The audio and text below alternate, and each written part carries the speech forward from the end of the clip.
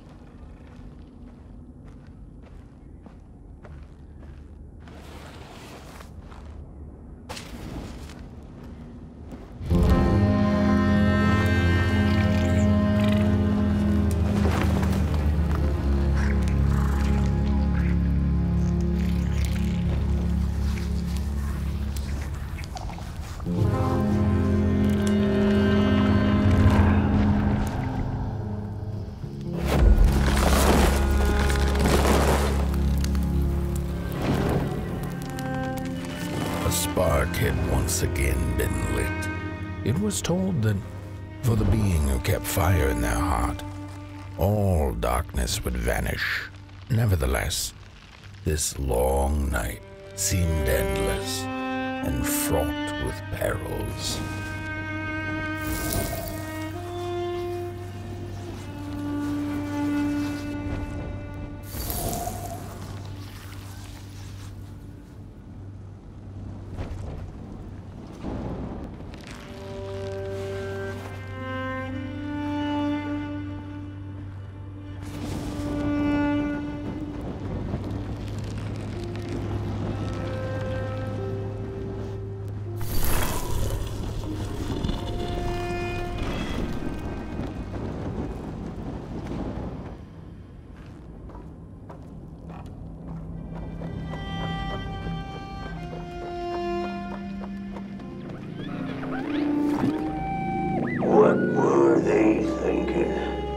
That thing was meant to remain dead. I'm never gonna come out again, no sir. In here it's just me. Lonesome ragdoll with his mask. Alone in that peace. They burned it all away, and for what? Shine a little light on things? I can see just fine in the dark. In the dark, I can see everything clear as day. What were they thinking?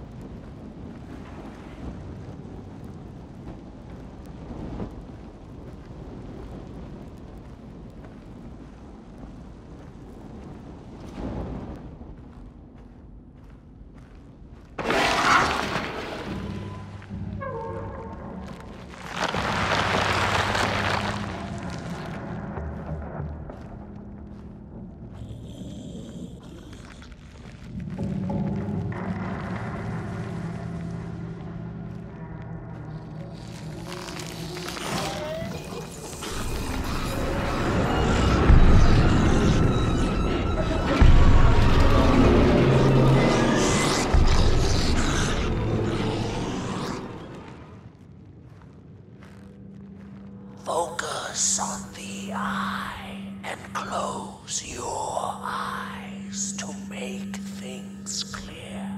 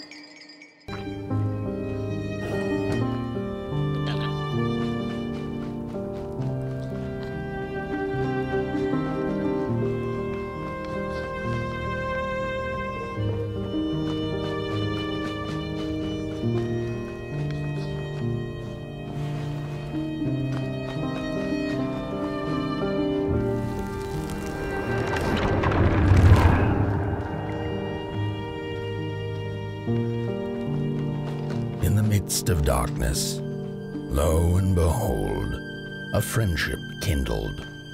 The fire that spread with it seemed so small against the vast night sky, small and flickering, but defiant.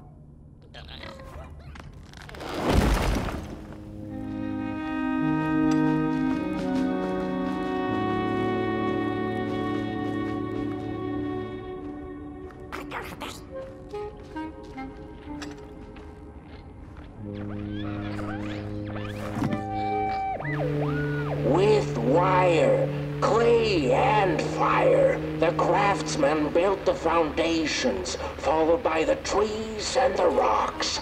And after them came little houses for us tiny ones to cower in. For existence was so big, so vast, that without a roof above one's head, one could have fallen straight into the skies.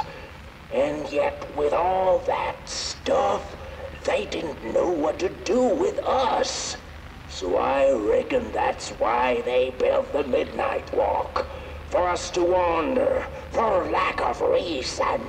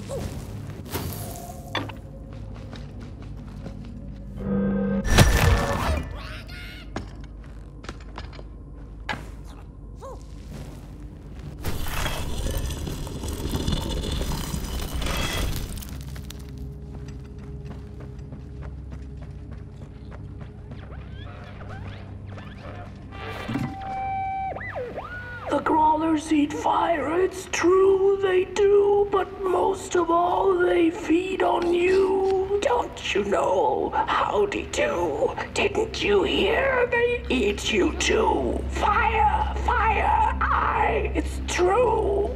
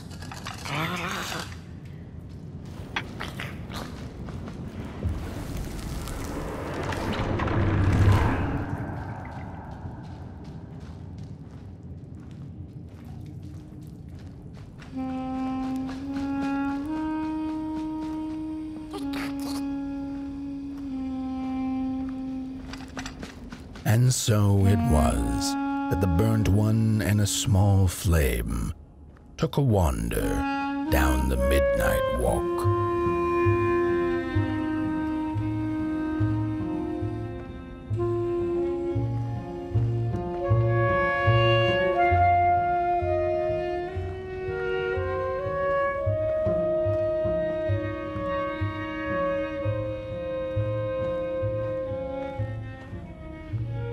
In the closing nights of this era, a wandering flame.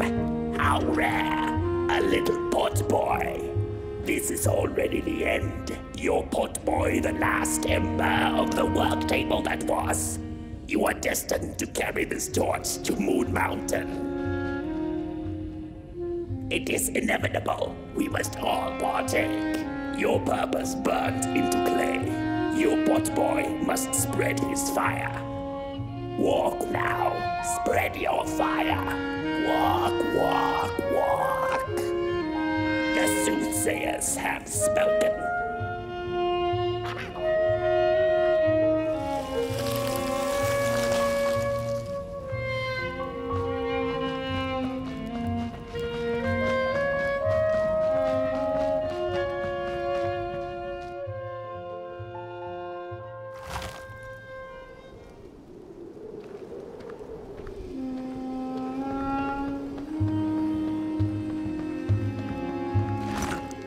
Whether they held or lacked reason, it didn't matter.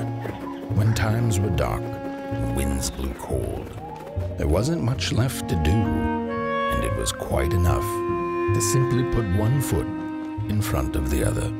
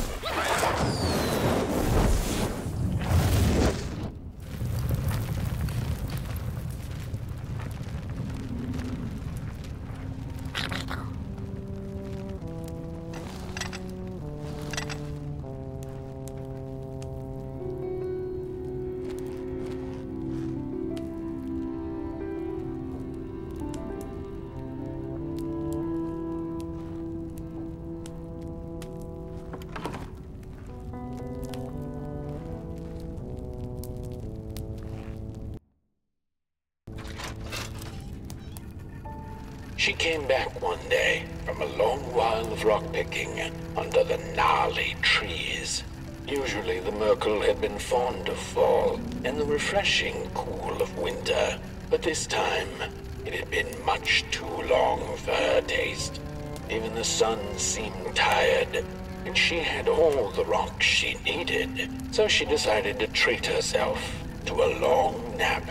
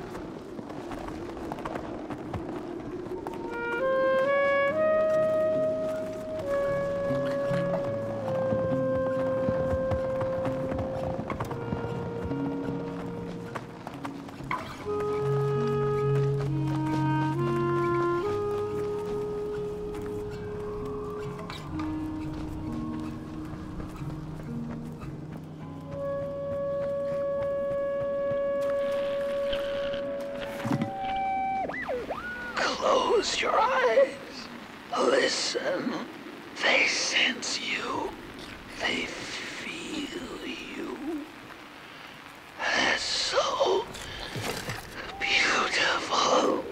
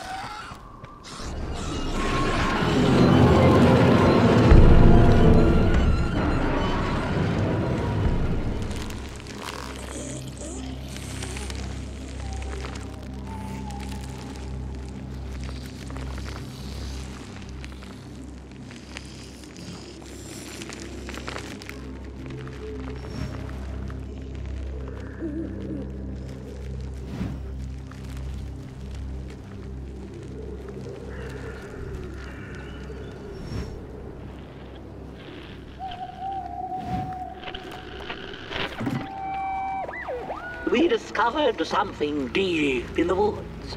Not crawlers or ghosts, but something else. Something in between. A presence that affects us all.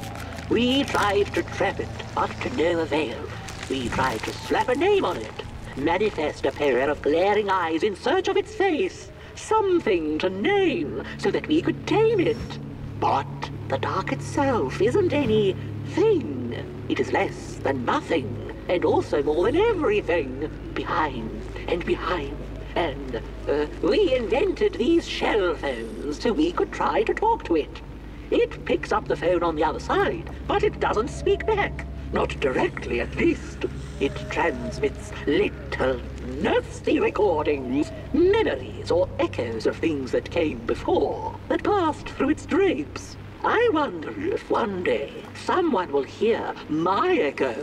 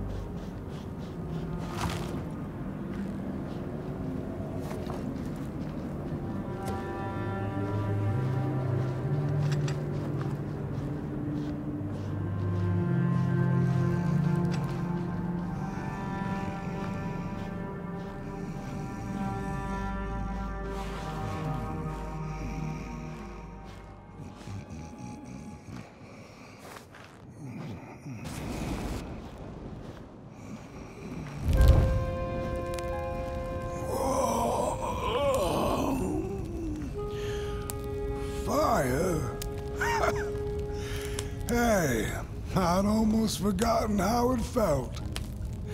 And salutations, Burnt One. Fancy meeting one of your kind here.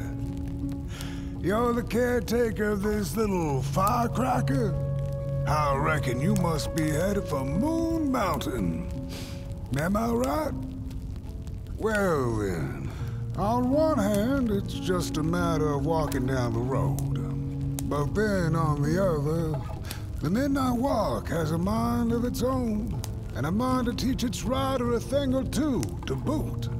So if you are intending to walk the walk, you better... Ah, how's he? Didn't see you there. So glad to see you back on the move. And as I told you, it ran away from its owners. It's been waiting for the right passerby ever since it ended up here. Well, Mac, don't let me keep y'all. See you down the Midnight Walk, and Burnt One. Wherever you end up this long night, keep that fire alive.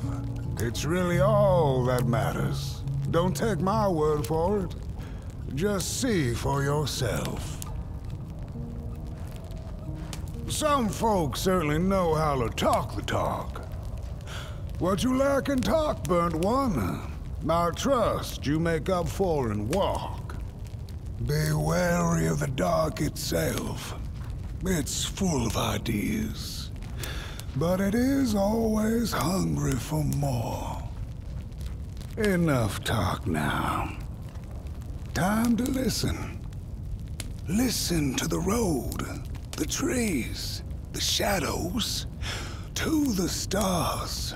Oh boy! You'll be amazed what you'll hear if you listen a little.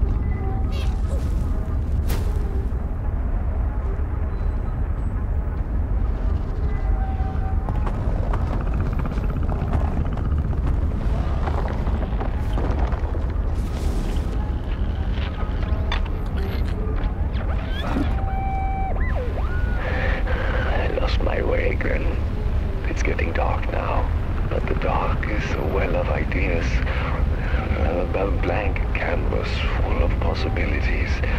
The dark itself is the key. All it needs is a little spark, and then I get what I need. It hungers for fire. So I take a match, I light it, and I offer it. I give it freely. I have to surrender.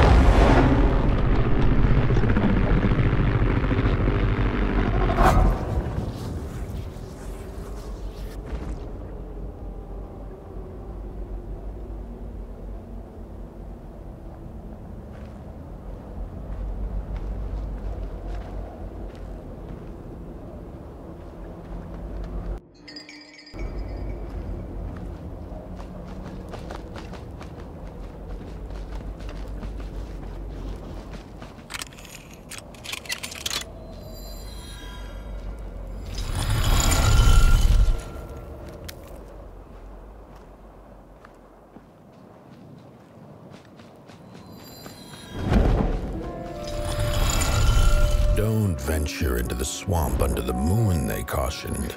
There, wild eyes watch, and itching teeth yearn for succulent heads like ours. Gone are the bodies of old, and they can no longer shield us from the terrors. Look at those two arms swinging around. Disgusting. Don't touch me, you limb tree. Arms and legs. So uncivilized. Oh, look at this fancy stick. It's my favorite stick in the whole wild world. It's the best one in my collection. I got no better stick than this stick. Can't believe I found this stick. Oh, it's a keeper. Oh, it's so beautiful. Look at that stick. Oh, sticks. I love sticks. I can't get enough of them.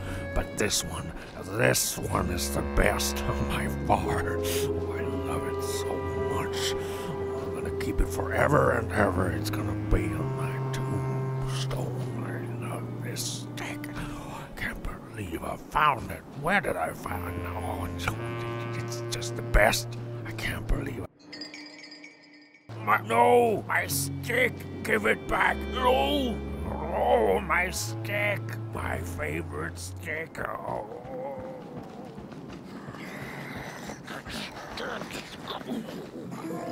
Heads up! What are you looking at? No!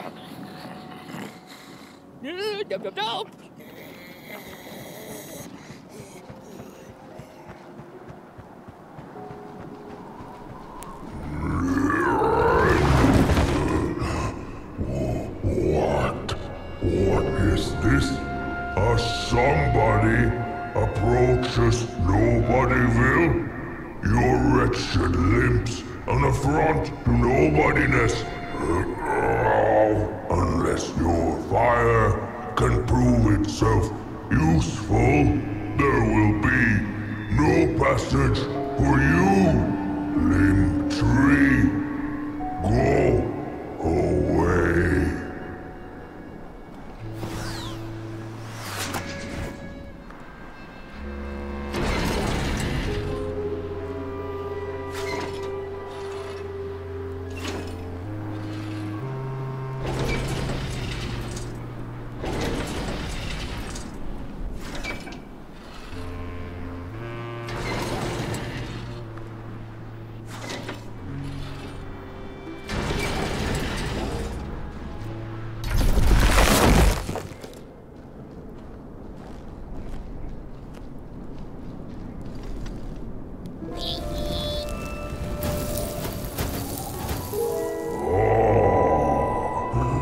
Candles have not been lit since before the great beheading.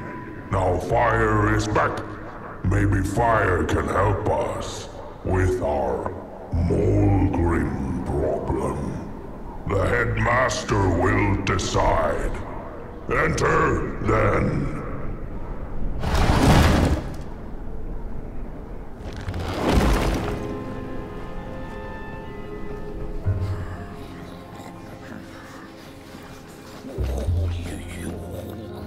Get out of here.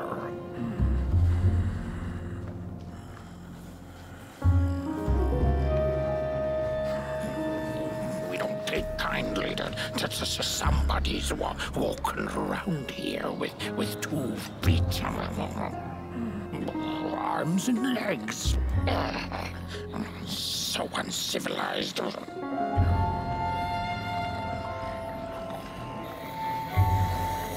Look at those 2 arms swinging around. Disgusting.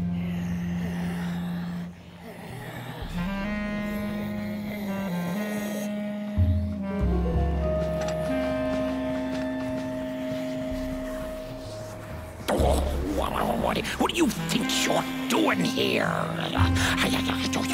You can't be here. You shouldn't be. Why are you here? Here to set us on fire? Well, you can't. We are too many. You can't burn all of us. We would defeat you. Defeat you easily. What are you doing? Stop doing whatever it is you're trying to do. You pick up your little fire devil and go away. This is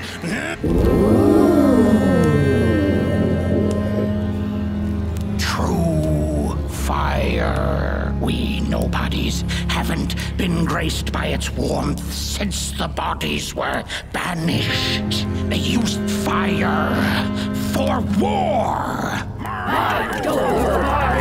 Yes.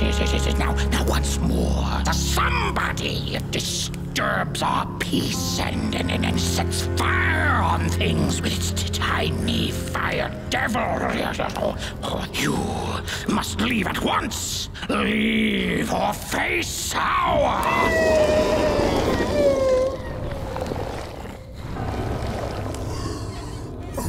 It's the Moldrum! Grab it!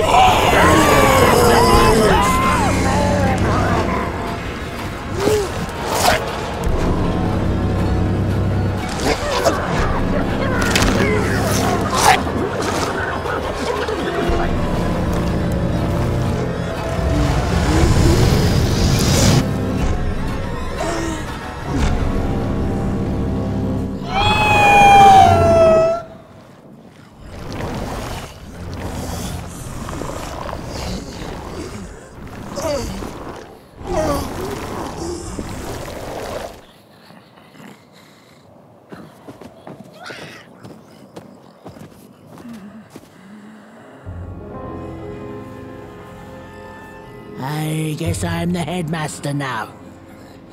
As you've observed with your own head globes, we have a problem. It is called the Moldrum. The Moldrum. Recently she has become bold, moving ever closer to Nobodyville. You should help us get rid of her. Yes, get rid of her. Tame her, just make it stop. And by the powers suddenly vested in me, I will, shall grant you passage through our fair Nobodyville. Here, take this. Now, go do the quest. Meet the problem head on. Tame the Moldrum, and we will. I shall graciously let you pass through Nobodyville.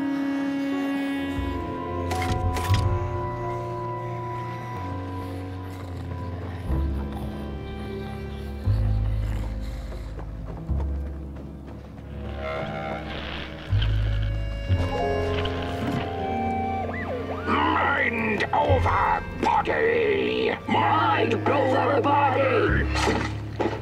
Mind over body! Mind over body! Mind over body! Mind over body!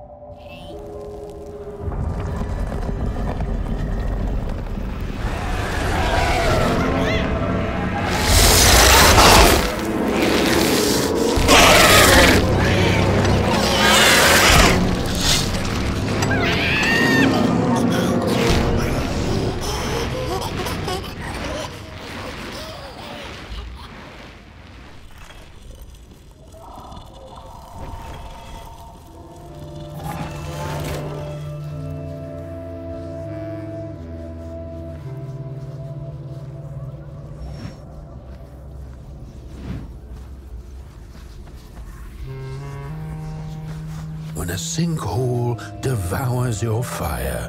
Give it up or dive in after it. An old swamp saying.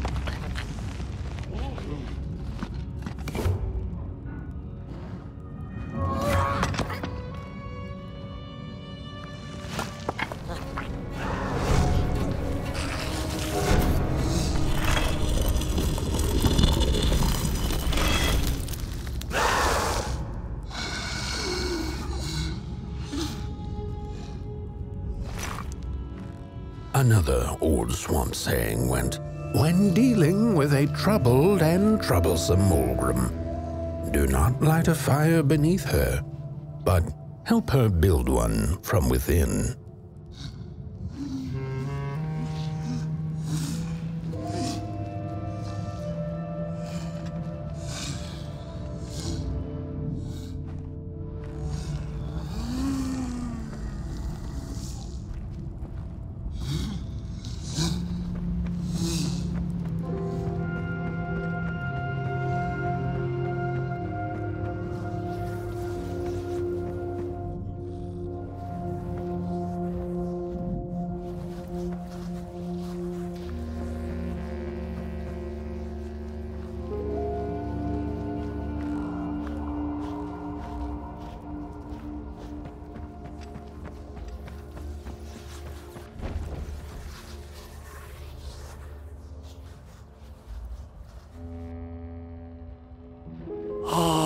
My neck hearkens the anguished howls of the Mulgrim, and the bitter patter of feet.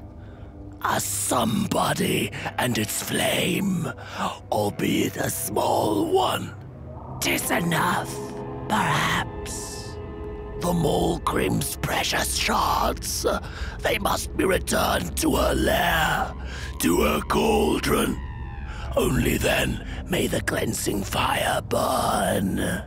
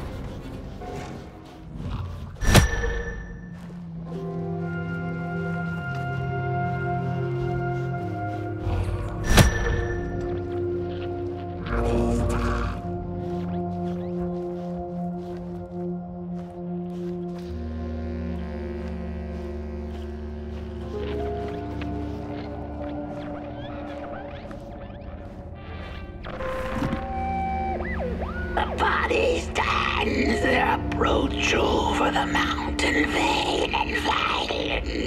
We ragdolls observe, we record, and we mimic. Their faces wear masks, they do not know what the sordid yearning hides behind. The hands will tell. We put on a mask, we perform, and we put on a show.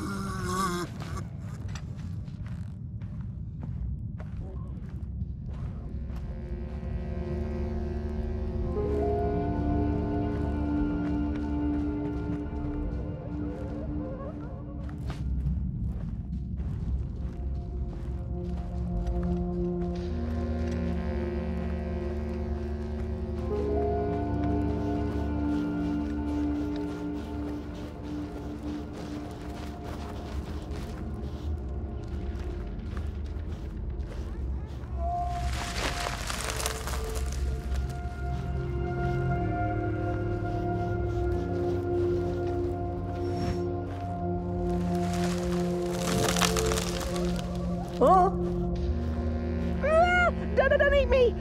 Well, if you're not gonna gobble me up, then can you maybe take me away from here? Please? Somewhere closer to Nobodyville and away from here. Get me out of this neck hole, please! I'm begging you on my bare chin, and I'll pay you for the effort. Handsomely with a beautiful shard from the Mulgrim's cauldron.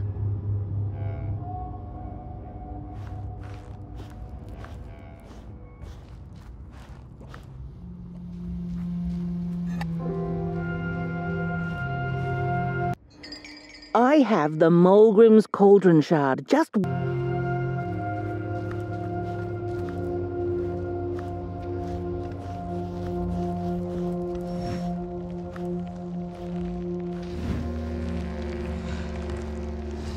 She's here!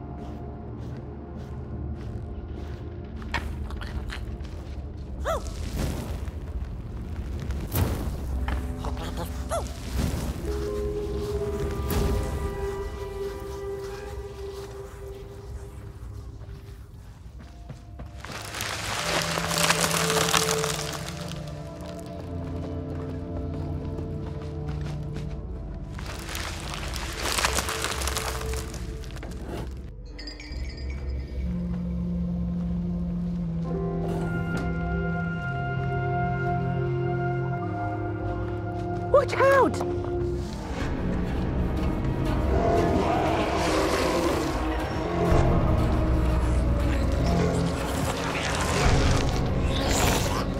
Look out!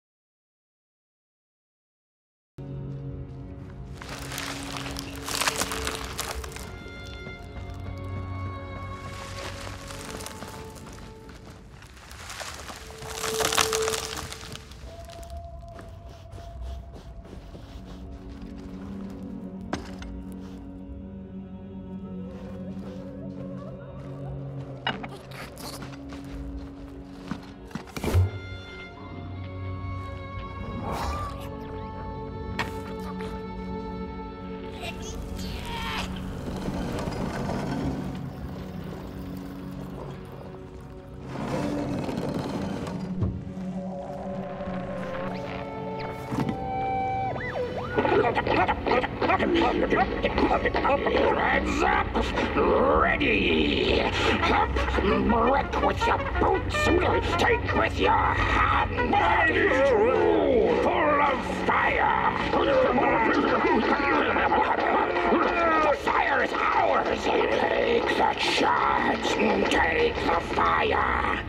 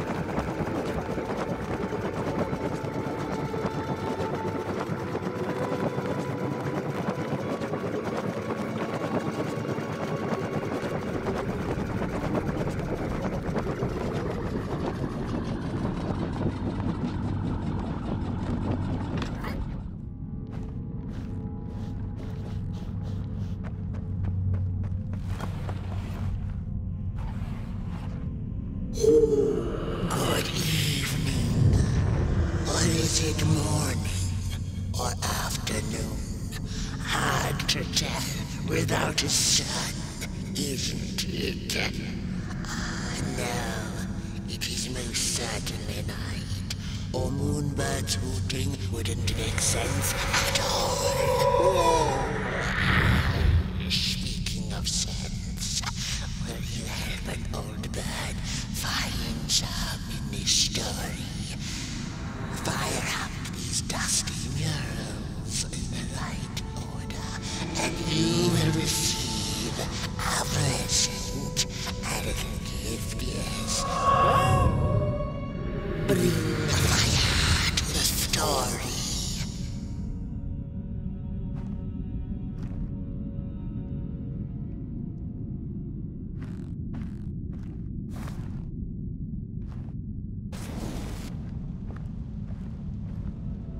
Once upon a time, the Mulgrins lived in peace. Peace ended when the violent somebodies invaded the valley. The valley was taken, but then began the Battle of the Bodies. Intriguing.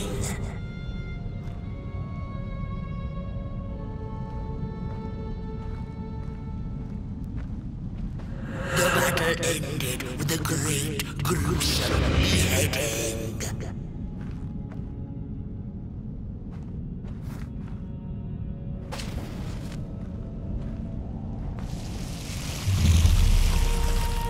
For time immemorial, the Mulgrins had lived in the valley in peace, sharing good eatings and howlings around their fire, which they had inherited from the skies.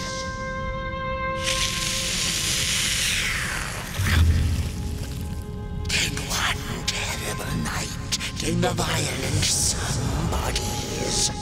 They hunted the Mulgrins for sport and took their fire for themselves.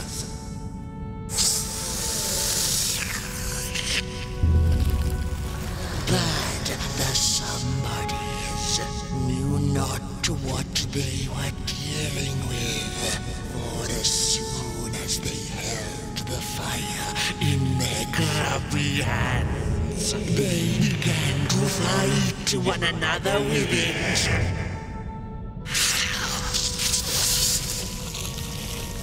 To save themselves from themselves, the cunning heads turned on their bodies and organized a great beheading. And so it was that somebodies became nobodies, and the bodies were exiled. A time of peace would ensue, or so the headlings thought. The last living Mulgrim had been biding her time, and saw now an opportunity to return and take bloody vengeance upon the heads, who were now left defenseless without their bodies.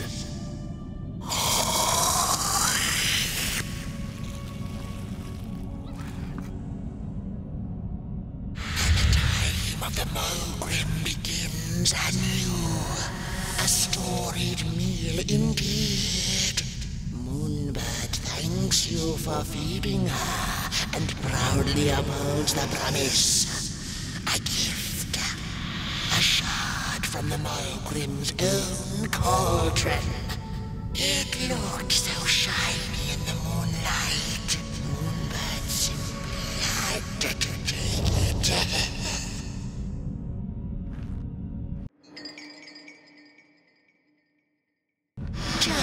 For now, she'll see you in the light.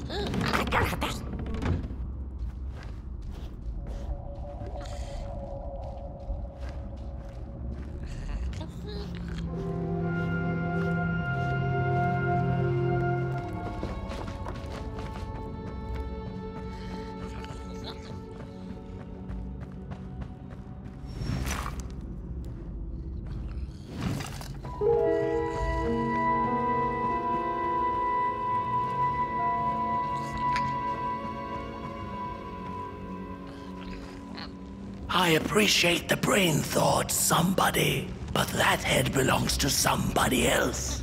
Oh, you must take it back. Phew, thanks for saving my neck. And I think I have a reward for you. A real treasure.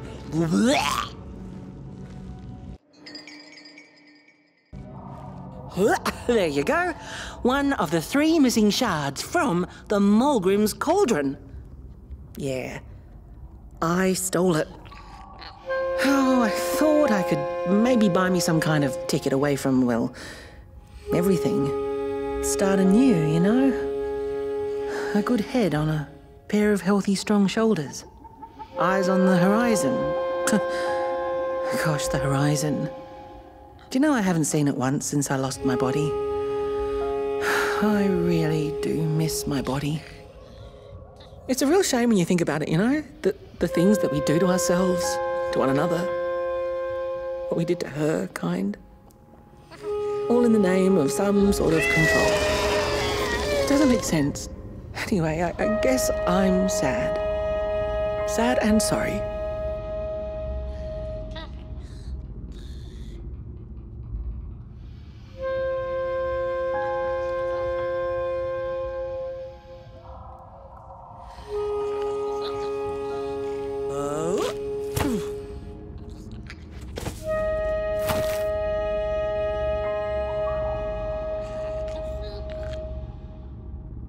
Hey, thanks. You're a great listener. You know that? Just take care of that shard now. Maybe put it back where it belongs and... yeah. Goodbye. The ragdoll's whisper of one shard kept by the dark itself. Another was stolen by the greedy moonbird up in the hilltops.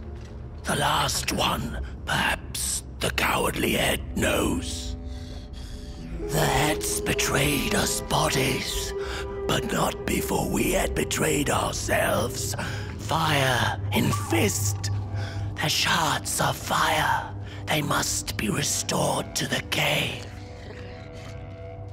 We hunted the Mulgrims, took their fire, and with it, we set ourselves ablaze. The shards of that very fire must be returned to the Mulgrim's lair. Somebody find the shards, mend the cauldron. Otherwise, we and thou art forever doomed to madness, to be fettered to the clay and mud. The ragdoll's whisper of one shard kept by the dark itself. Another was stolen by the greedy moonbird up in the hilltops. It's easy to lose one's head when everything you love is either gone, broken, or dead. Yet another forgotten swamp saying.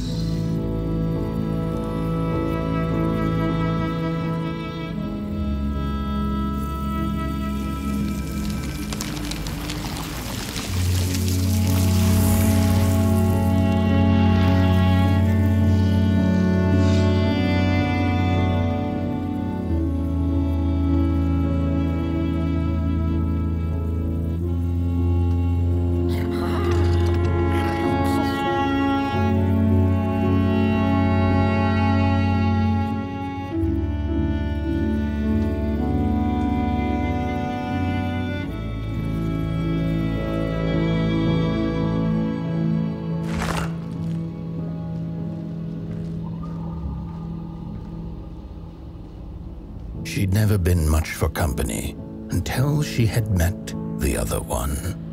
He had shimmering scales, an appetite for life, and carried a faint scent of rotting leaves she found irresistible.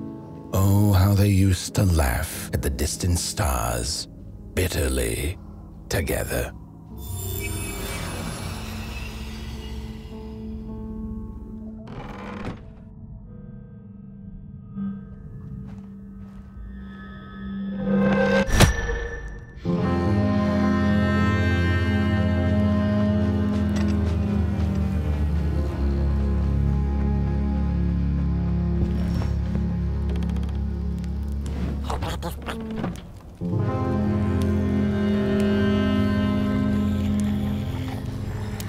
The howls of the Mulgrim have gone with the wind, and our headaches settled into gentle throbbing. Thank you, somebody, for you have not only graciously saved our necks, but also demonstrated the value of brain mass and heart blob working together. Could it be time for the bodies to return? We must convene on this matter, and you and your wandering flame must now leave through our gates and keep on walking the midnight walk to Moon Mountain. Moon Mountain! Here you go, somebody. This key will open the town gates. The mountain once again beckons, and the call is answered. Fare thee well, and take good care of your flame. The dark itself is hungry. The body can be a wonderful servant, but a terrible master. Do you hear that? The marching of feet in boots. Things are already changing.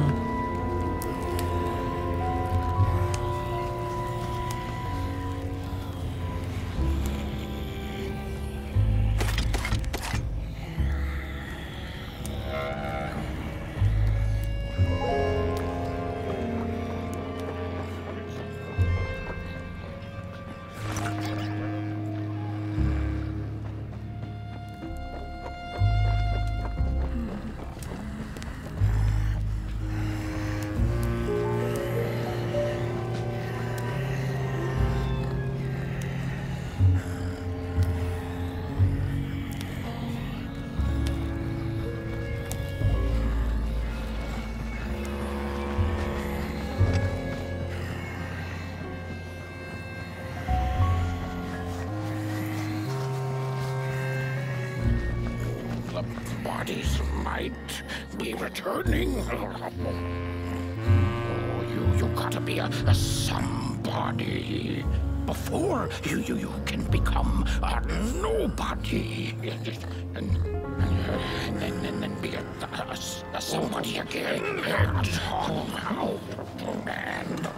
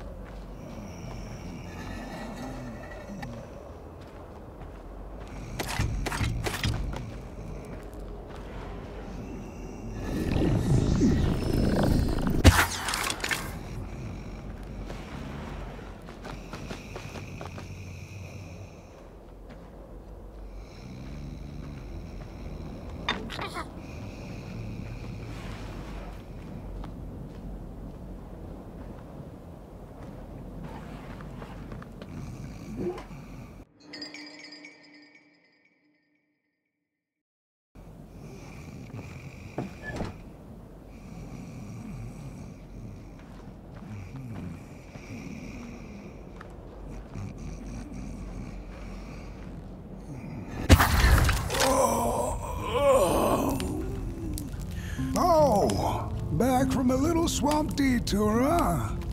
Hope the heads didn't give you too much trouble. At least your head looks attached to its shoulders and your friend's is, well, burning. So do not despair. Should you once again lose your way along the midnight walk, you're probably meant to. The body can be a terrible master, but a wonderful servant. Protect the spark. Find its home, won't you? See down the road. I guess you gotta lose your head before you before you can. No, there's nothing there. I gotta workshop this one some more. You better get going. House is restless, and I'm feeling a song shaking in my boots. Things don't have to make sense to make sense.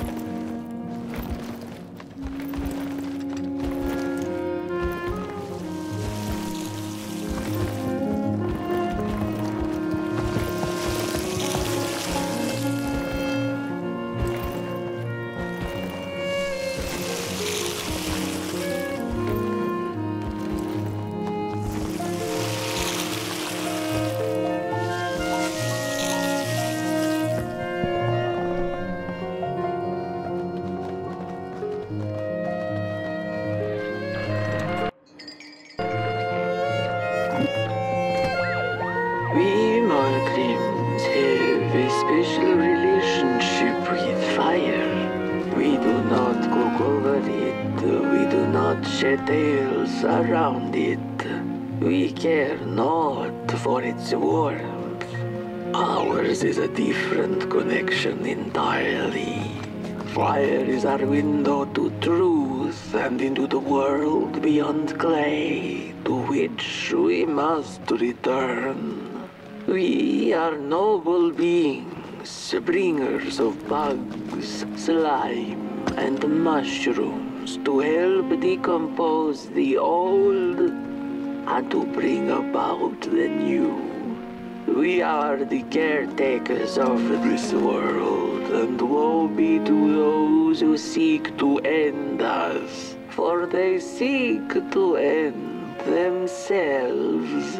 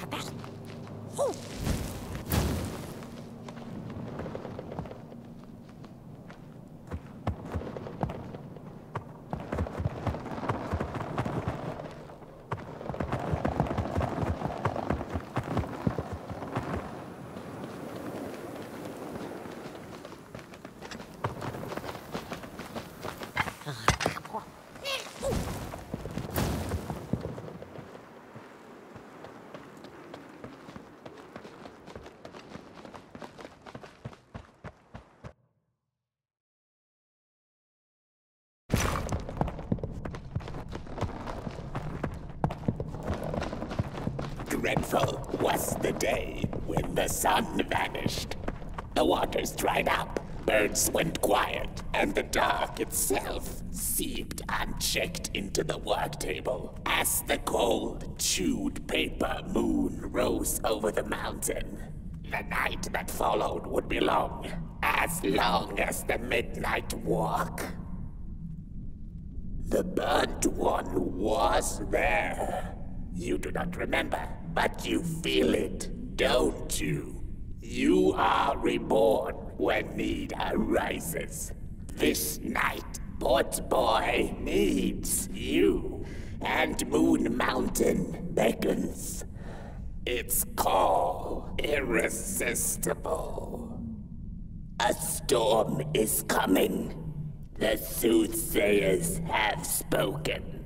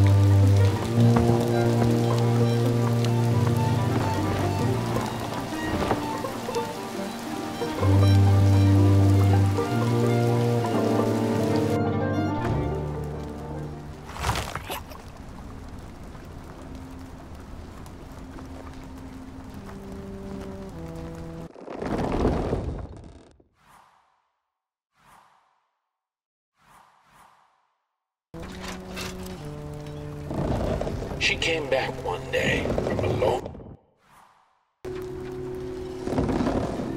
The Murgle dreamt many dreams of the mysterious moon and the critters living within its craters, and of the ocean and its deep secrets known only to the sea creatures in the corals, and of the twinkling stars that had so much to tell, but they were too far away to be heard. All of it intertwined in a colorful tapestry.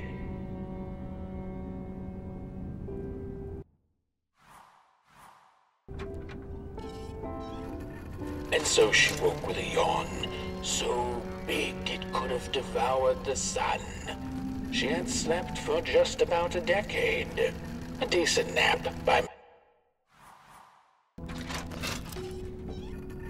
And so she woke with a yawn, so big it could have devoured the sun. She had slept for just about a decade. A decent nap by Murgle standards. She smacked her dry lips, looking forward to what the new dawn had to offer as she left her lair and went out into the cool night. "Wait a minute," she exclaimed. "Night?"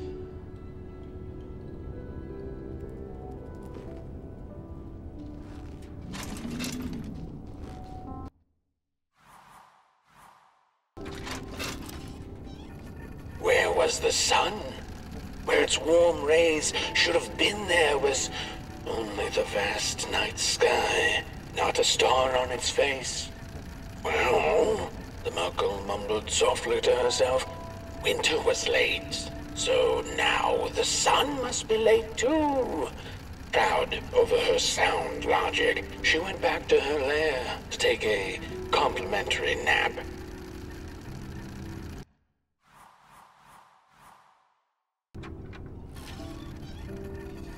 The Merkle had taken a nap that had lasted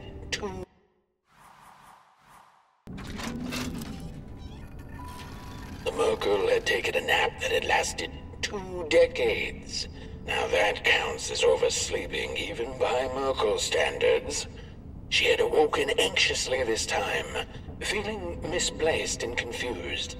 The confusion grew further into panic when she was greeted not by the sun's life-giving caress, but once again by the silently mocking night sky.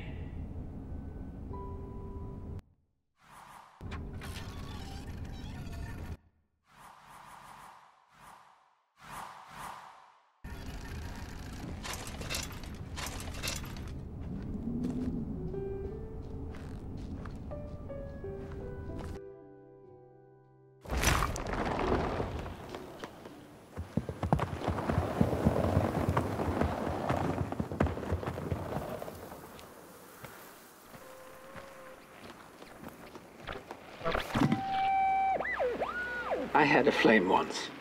It was beautiful and bright. It spread its light, brought me and my neighbors warmth. and it was always hungry. No matter how much I fed it, it kept on growing and growing. And one day it got big enough to start walking the long road. I didn't guide it. It dragged me along for the ride. I followed it for a long, long time. Would the road ever end? What was the point of the walk? Things kind of spiraled. Road took me on dangerous detours that didn't make sense. Before I knew it, my flame began to fade. Until it... well, I don't think I was meant to carry this flame.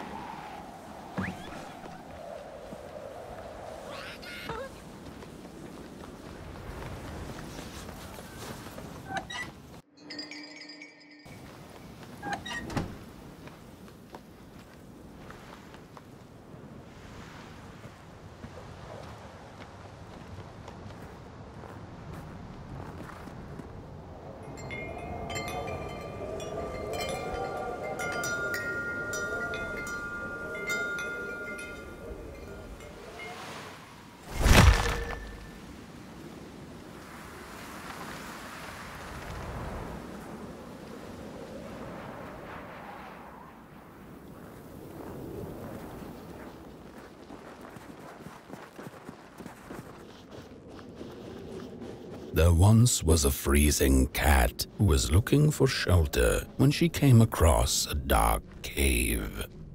"Step into my abode," offered the dark. "It will warm you if you surrender your wants."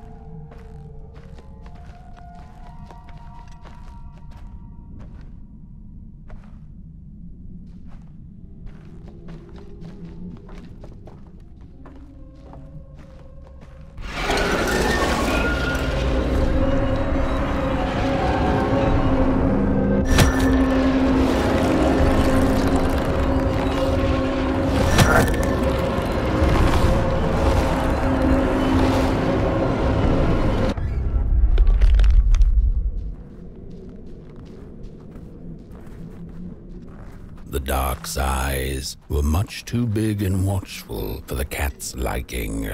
She went on to find warmth somewhere else.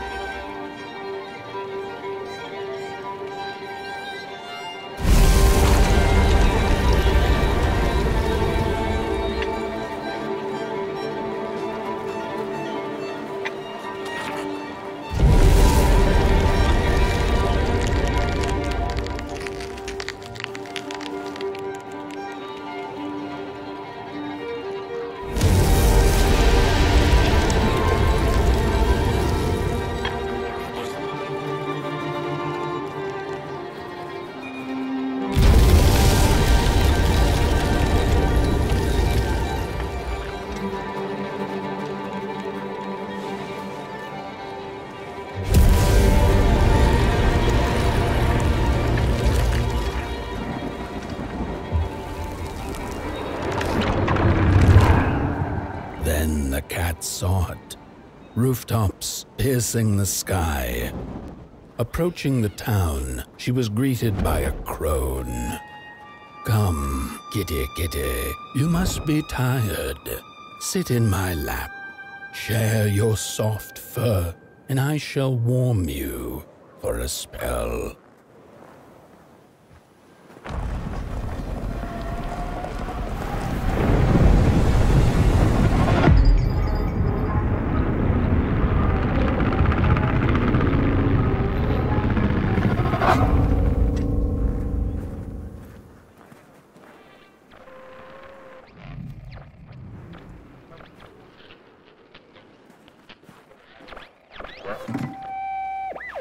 Hello, Mother.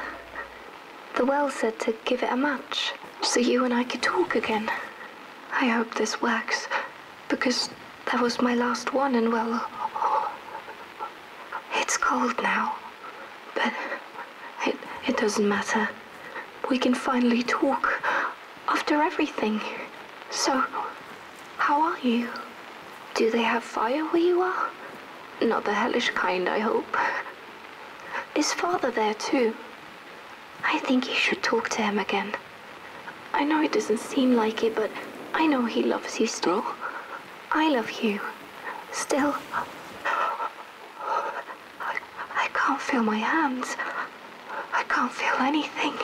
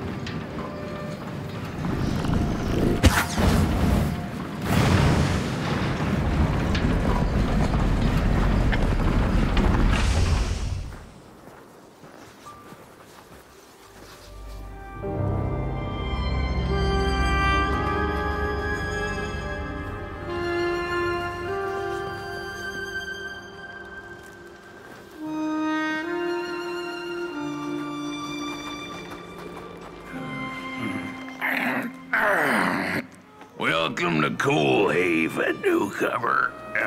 Good to see a flame in these parts again. I'll be your guide tonight. This furnace here used to run on coal and fire, don't you know? But a thief stole all our matches and wasted them in greed, you see. Now the ghost has come to smite the wicked and punish the thief who killed us. Well, I guess that's it. That's a tour on the house. There's a bone right there in the snow. There ain't no place for a bone. Your flame could bring back warmth to our graves, and may the worms in our bellies dance again. Your flame could bring back warmth to our graves, and hear them shaking.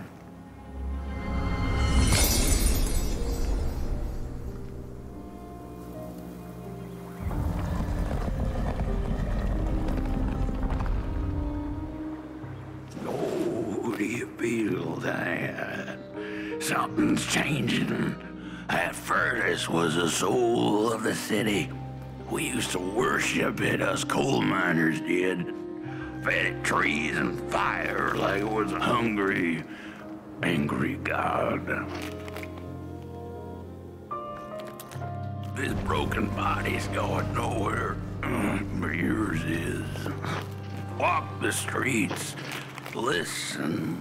Just don't believe everything the half-dead say. The curse of Coal Haven's ugly and vengeful, a grave matter indeed. The matches were plenty, and then there were few. A thief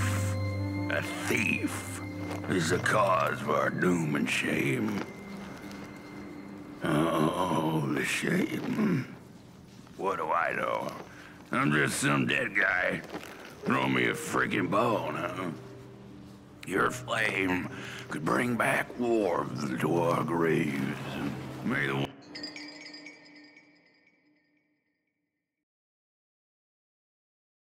worms in our bellies dance again.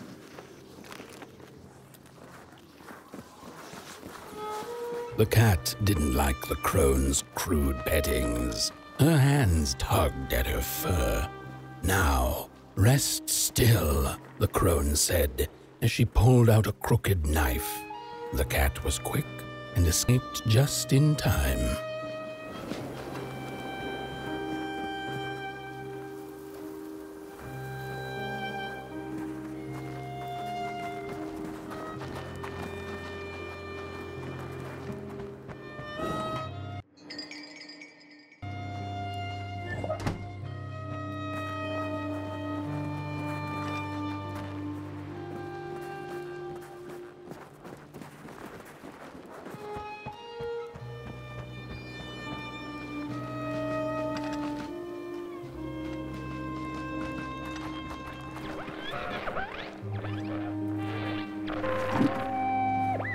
How could this happen? Whoever did this? Oh, the flame warms the righteous, but the wicked who love destruction, the flame burns with a passion. How will we warm the furnace? Feed the thief to the furnace! Feed the thief to the furnace! Coal Haven is doomed! On the wicked the flame shall rain fiery coals and burning sulfur. A scorching wind shall be their lot. Come forth, thief, and confess your hideous crime!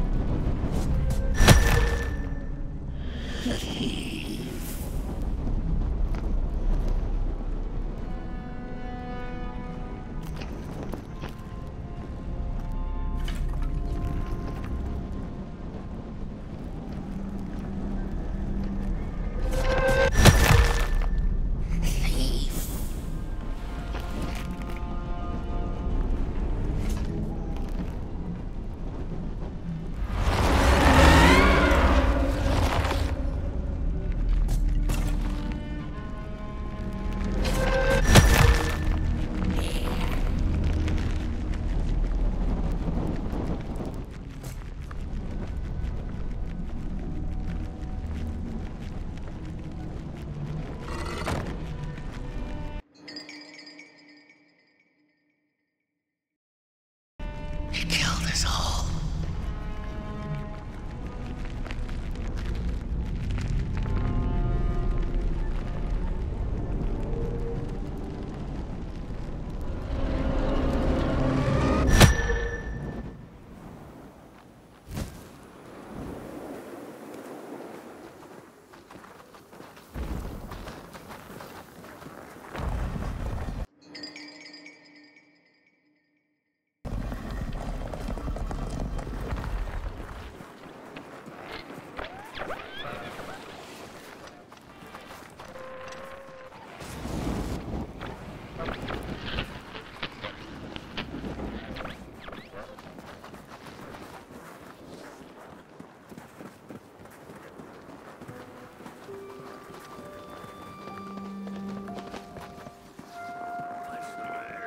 See a ghost.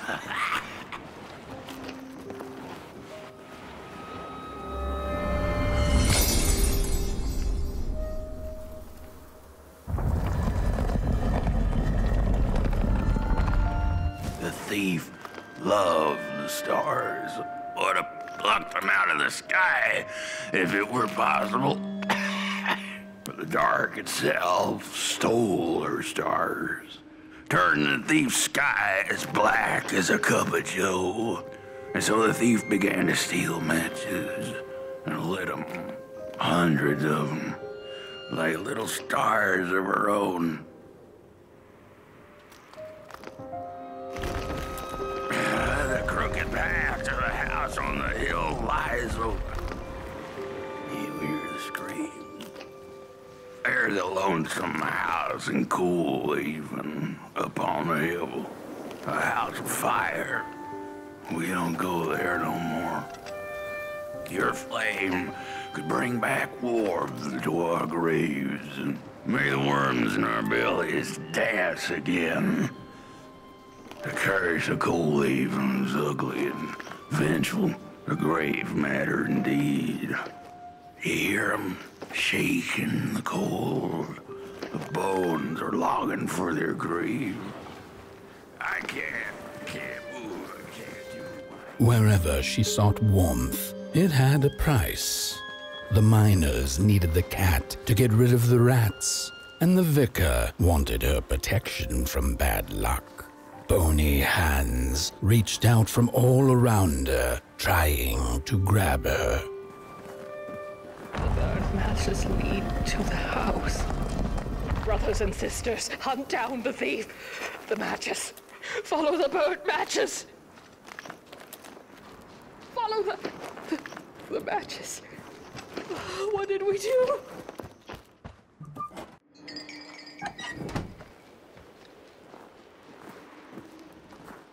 And then for what they did. We're running out of matches. The furnace is dead.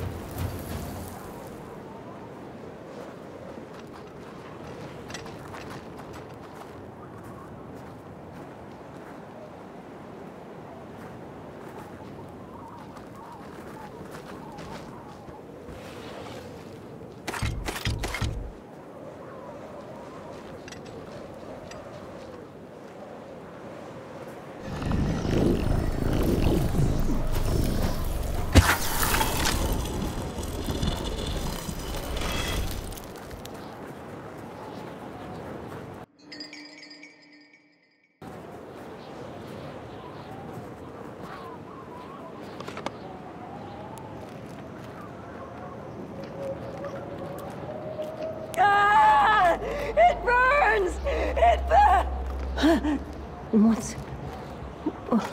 This isn't my body. The fire, did we snuff it out? Where's... Did I save them? The house. It's ruined. Well, it wasn't supposed to go down that way. They locked the door, threw the key into the woods. Huh. There was so much anger, and now there's nothing.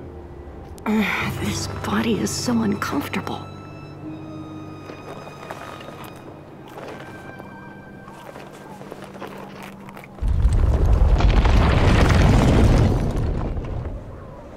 While I was in the black, I had a dream.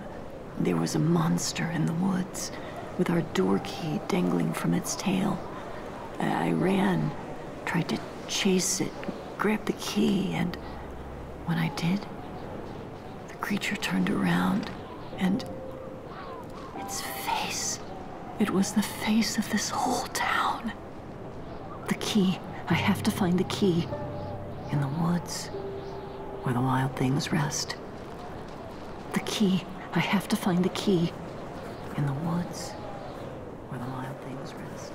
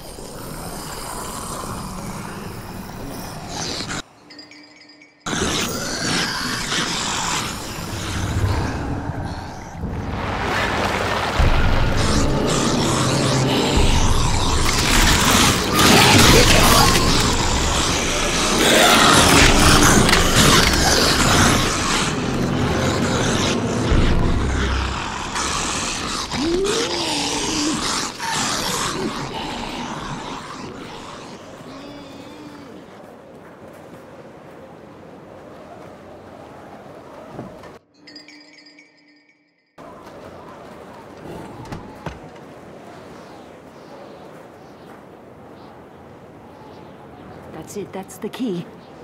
Unlock the door. Please. I want to see my home again.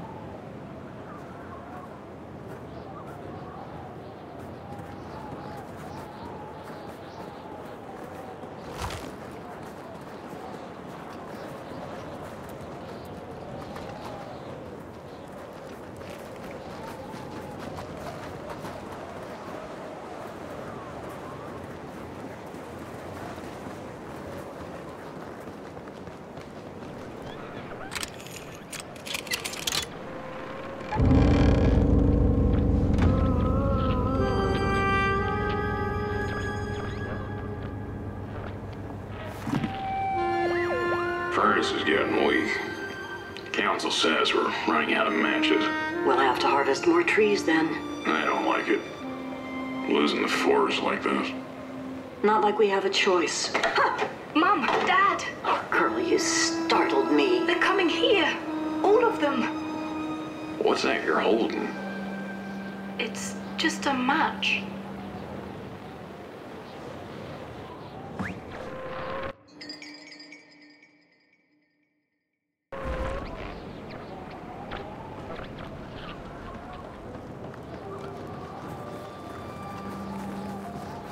The cat felt as if the walls around her were growing taller, the alleyways narrowing.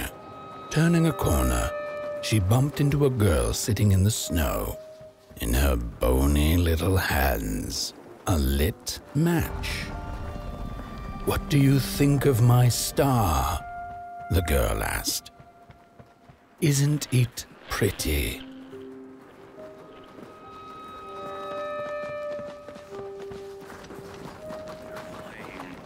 Bring back warmth to our graves, and may the worms in our...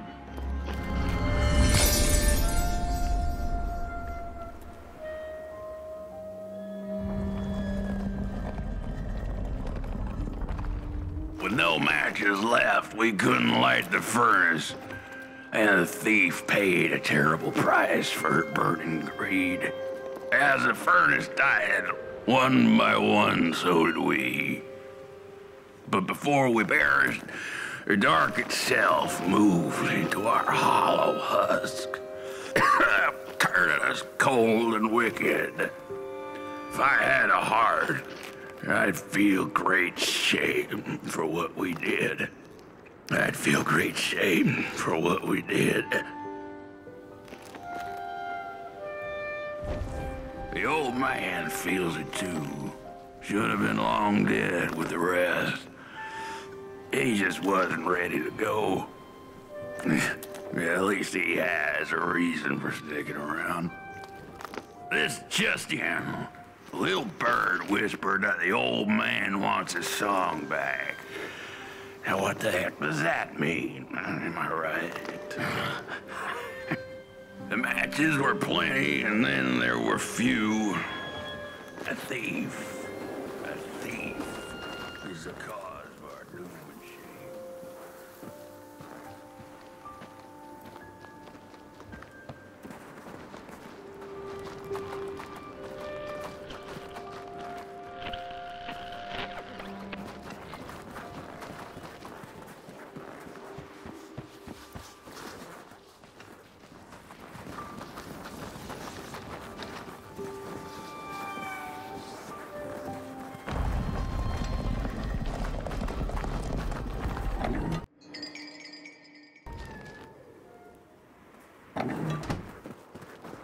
We killed the thief. The old man is the one left. He carries the shame of us all. Rest for us after what we did.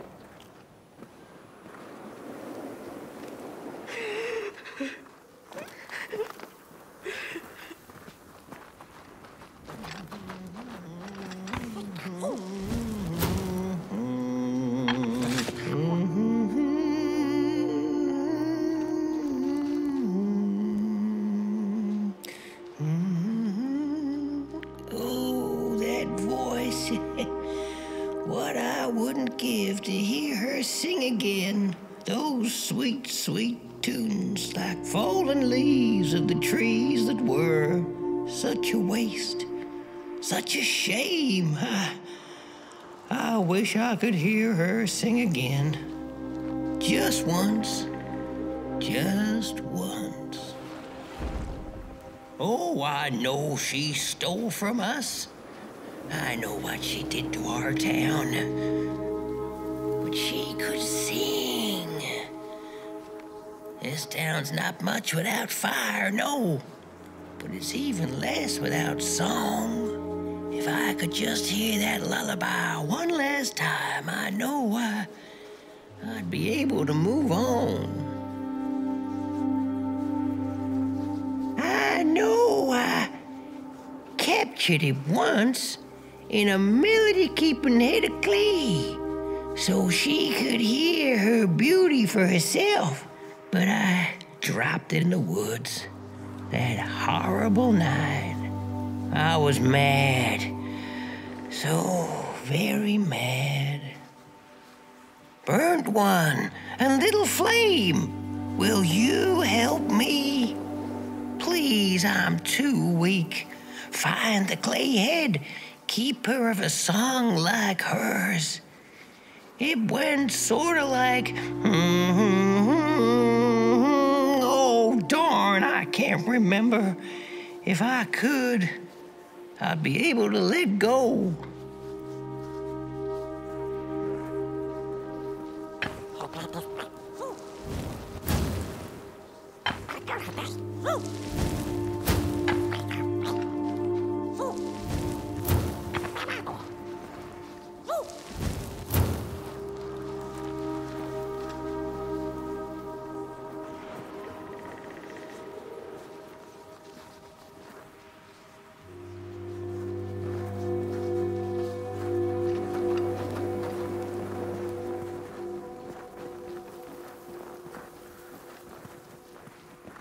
Shame. Shame.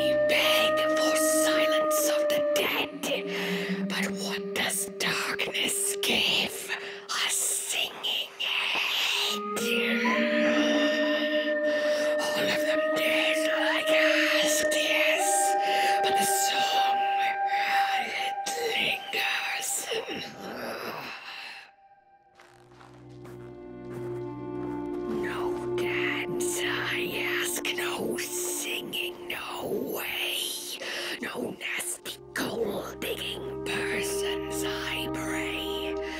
Darkness listens in moves eyes.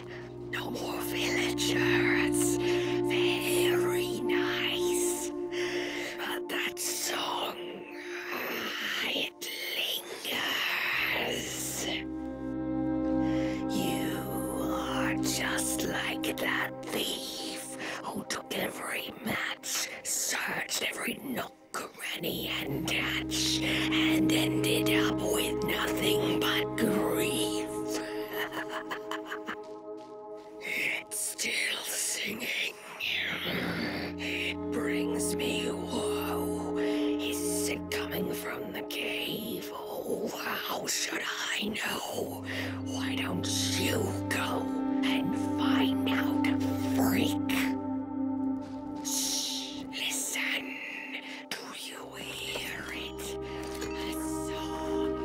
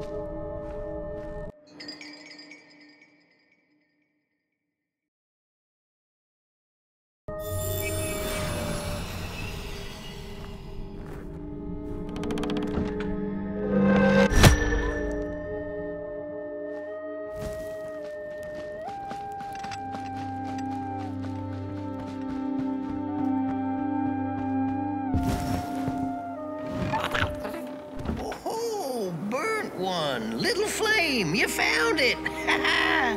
Does it still keep our song? Fire will tell.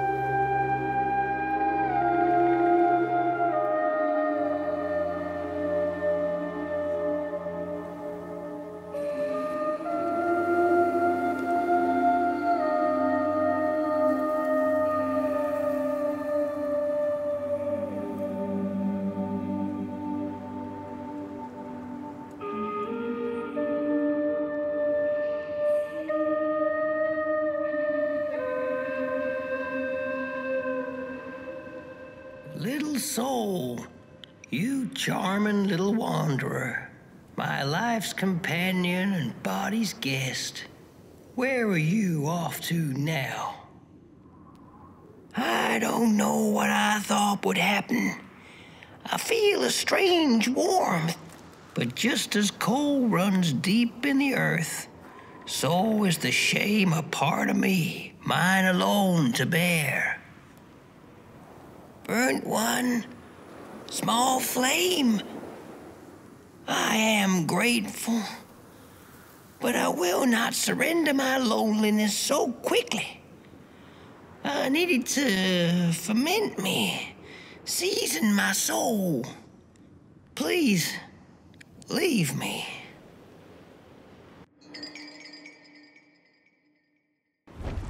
Leave me.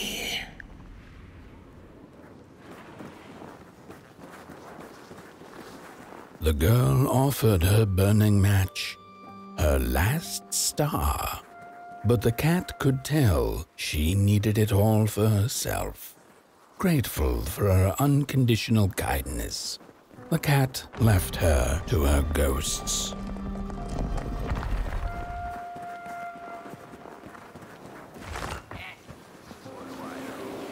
I'm just some dead guy. Throw me a freaking bone, huh?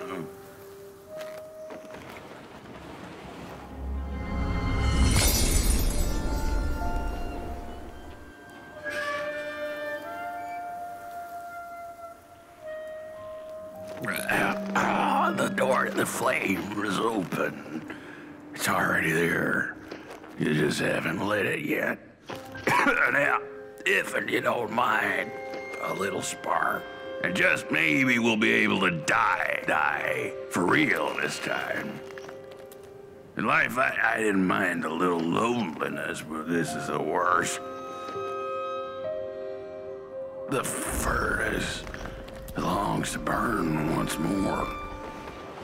Heat up the furnace so we can rest. Light, hint, the hint.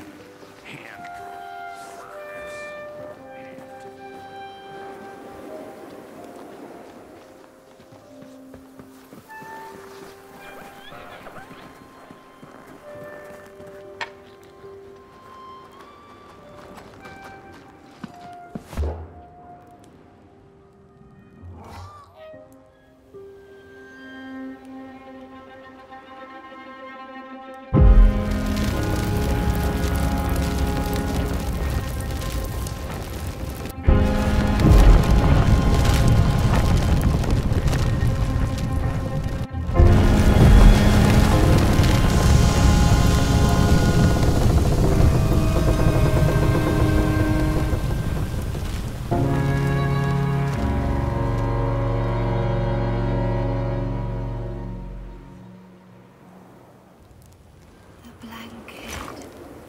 Take it. It's so heavy.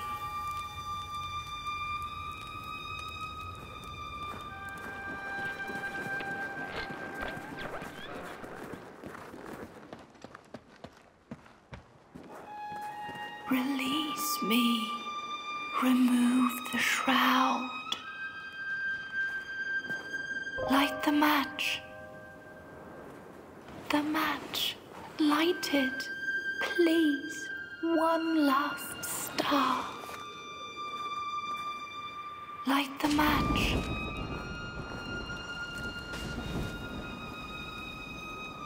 Thank you.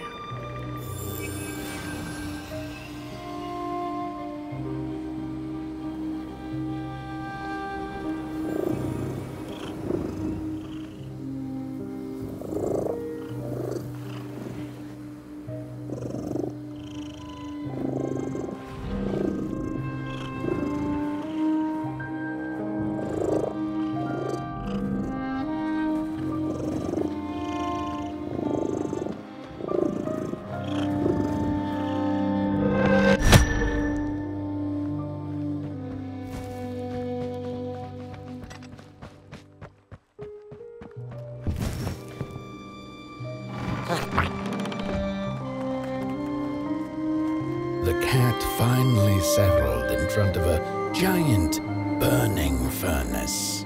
In its bright flames, she could glimpse a dark future. This did not matter to her, for now she was eternally warm and at peace.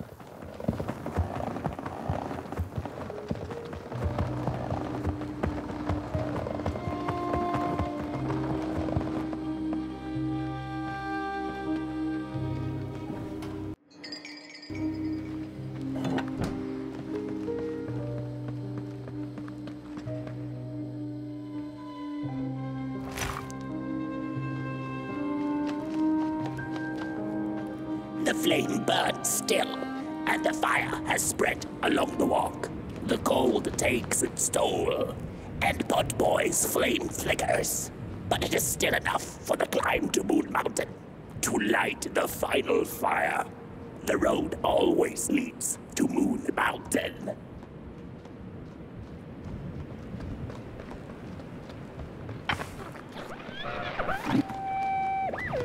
There's a fella who watches over the midnight walk, pointy hat and hollow gaze. He's been around longer than you or I.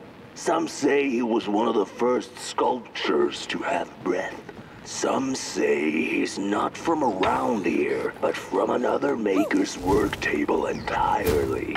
Some say he's seen what lies beyond Moon Mountain. But I just think he's lost like the rest of us, and he's waiting for the right one to come along. Waiting for something that'll give him that eureka for his song. He keeps his banjo by his side, but he never plays it. Strange, but he's in no hurry. He's got all the time in the world.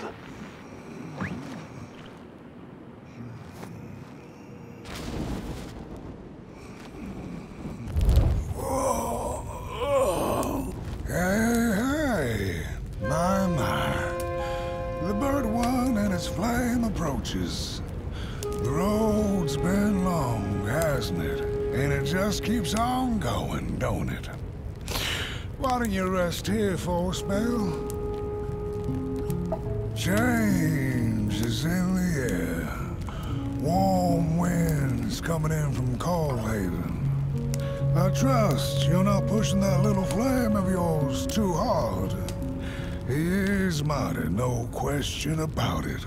But between you and me, he still has a ways to go until Moon Mountain. Ah, heck, it ain't my place to tell you how to tend your flame. I'm sure you'll be fine. You'll be just fine. Ah, to feel at home wherever you walk. How's it? What a friend to have on the road, huh?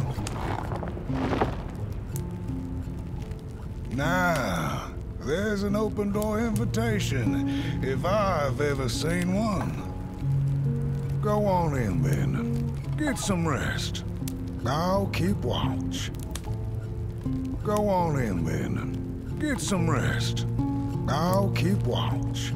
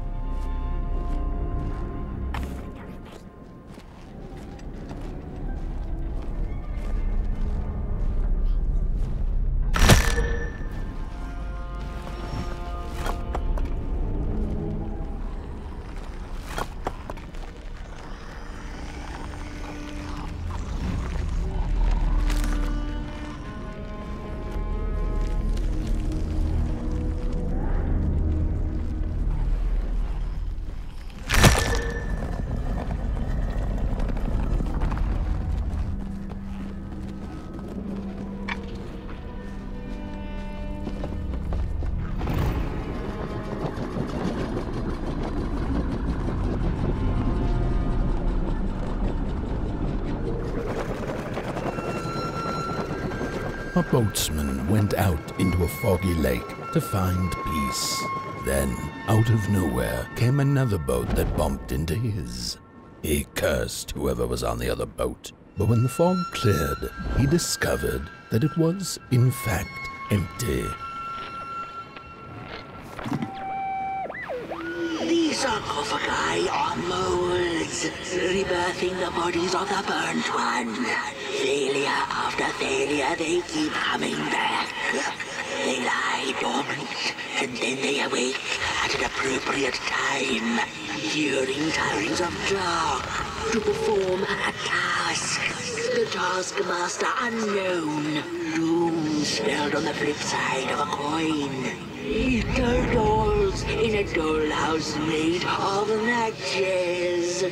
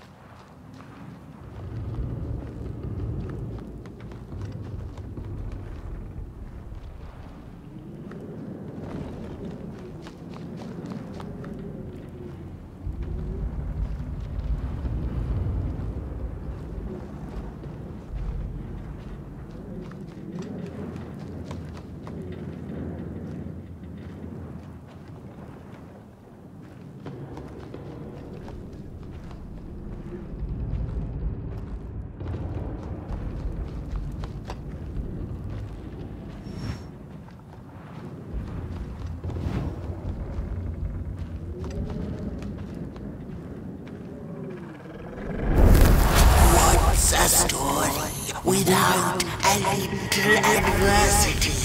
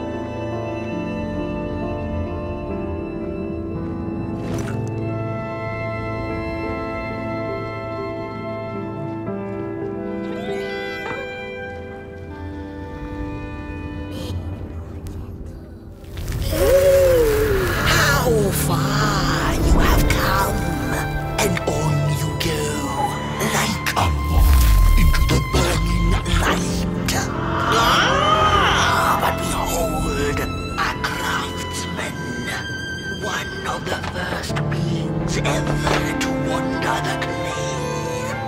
Like you, his heart is ashen, barren, yet ripe for tasty stories.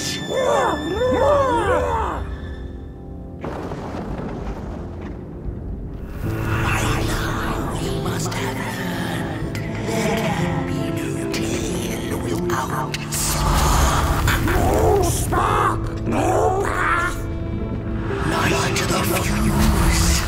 It will guide the burnt one, and mayhap feed moonbird. A symbiosis most reasonable. Don't you agree? Who am I?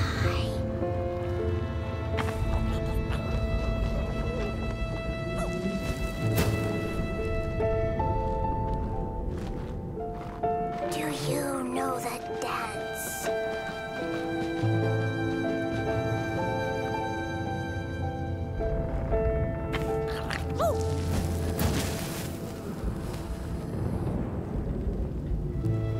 No thing without feathers can leave this place.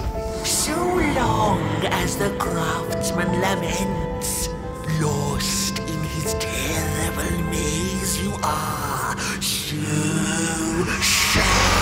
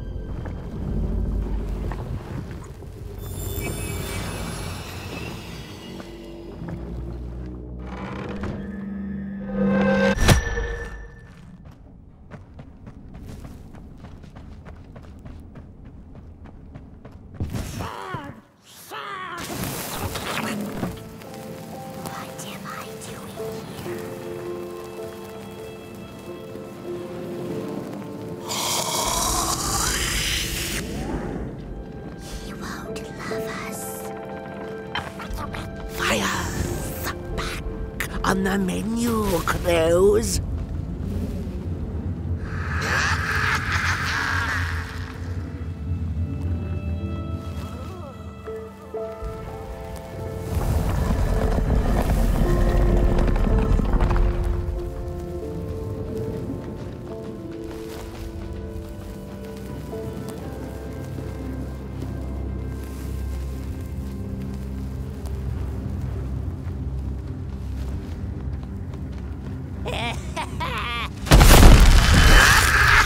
I see you. Not a crawl closer, Moonbird.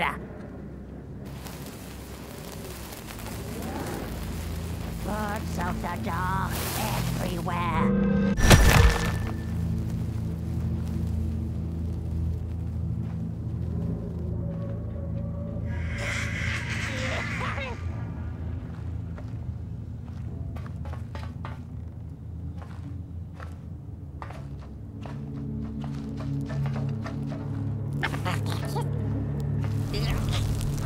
What are you tinkering with?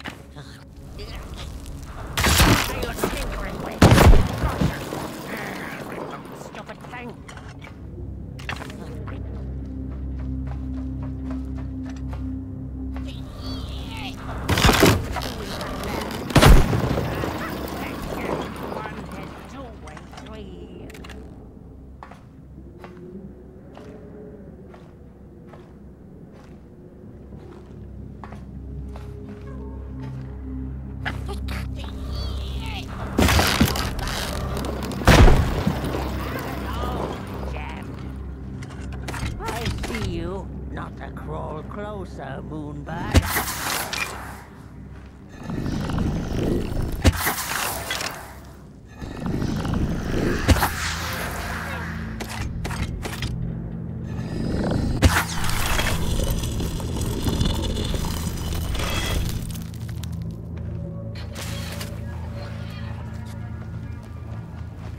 Birds of the dark everywhere.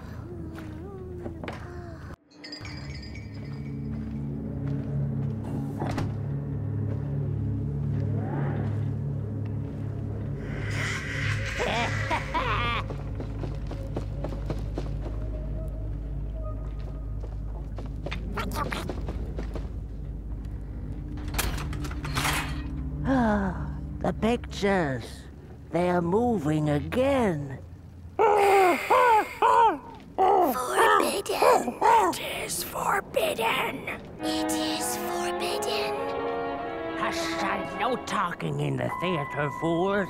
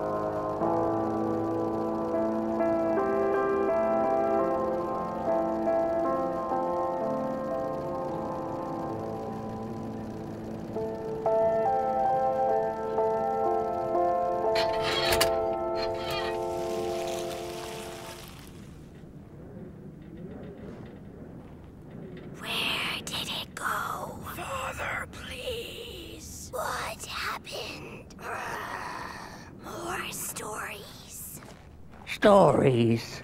How I cherish them. Real as clay, as palpable as the midnight air. They're all we have left once the dark has taken the last campfire from us. The projectors tell a story of failure. The craftsman projects it onto his creations. He keeps building, building without love for his craft. He needs to see it.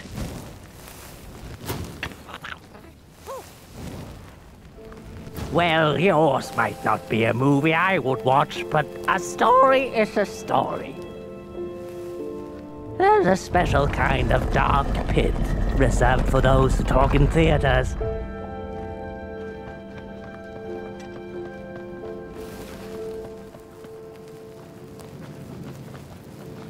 The potter, stuck in the sinking clay in which he had dug so greedily, spoke his final verse. Here was I born, and here I lived. My refuge was the clay, and now the clay has played me false in a most grievous way.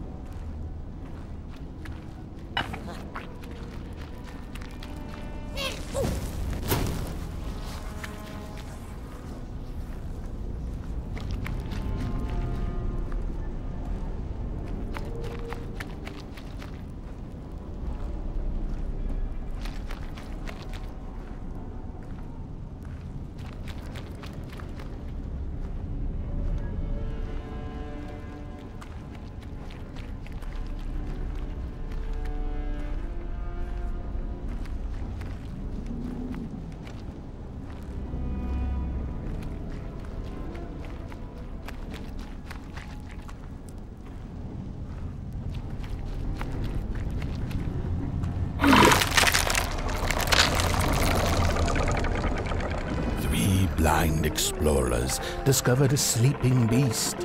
Each of them touched it and described it to one another. "Its skin is coarse," said one. "No, its ears are big," exclaimed another. "The teeth are its most prominent feature," declared the third. Who was right or wrong mattered little, as the beast awoke and ate them all.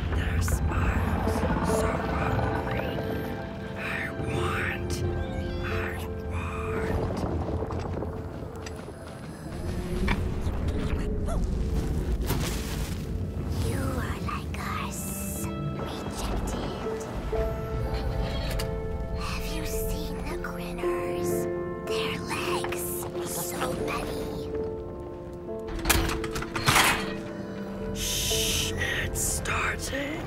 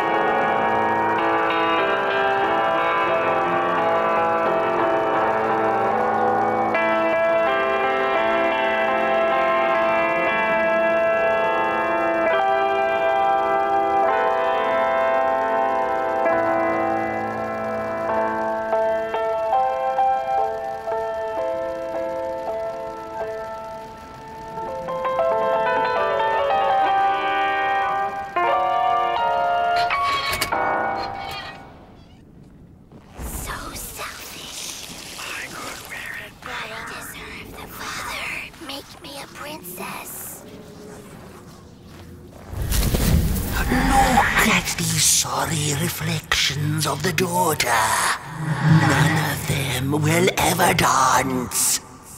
Ever feel the warmth of their maker's heart. They can never be enough.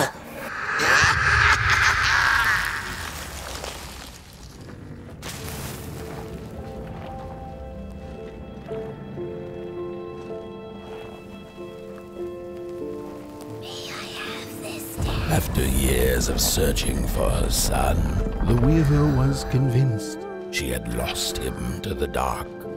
One night, there came a knock upon the door. "It's your son," said a voice. "Please let me in." Thinking this was some cruel spirit come to mock her grief, she remained silent until her son gave up and left, never to return again.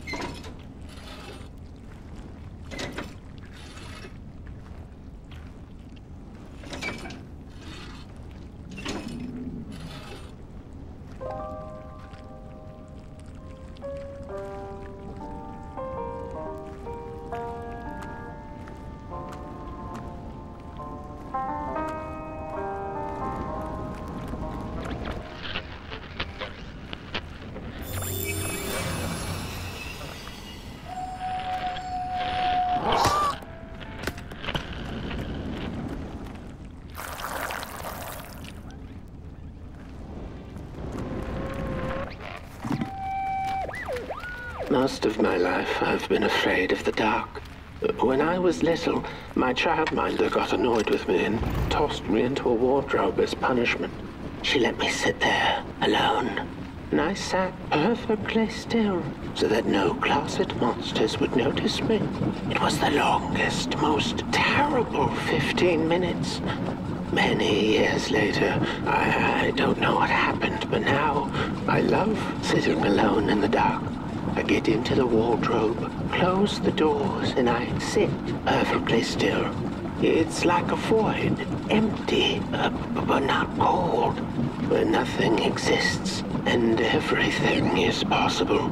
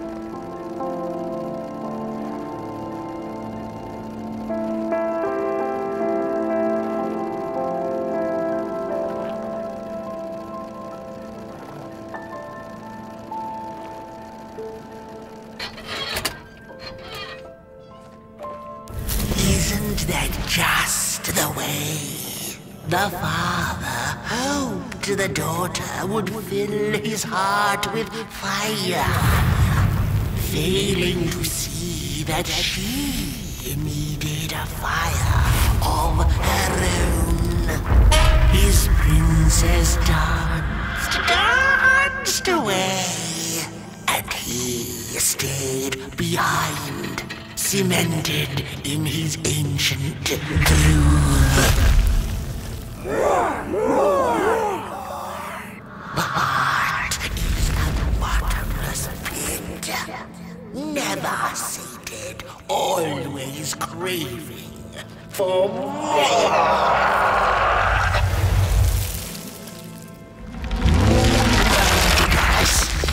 Enough. Keep on walking the midnight walking. Don't run all the way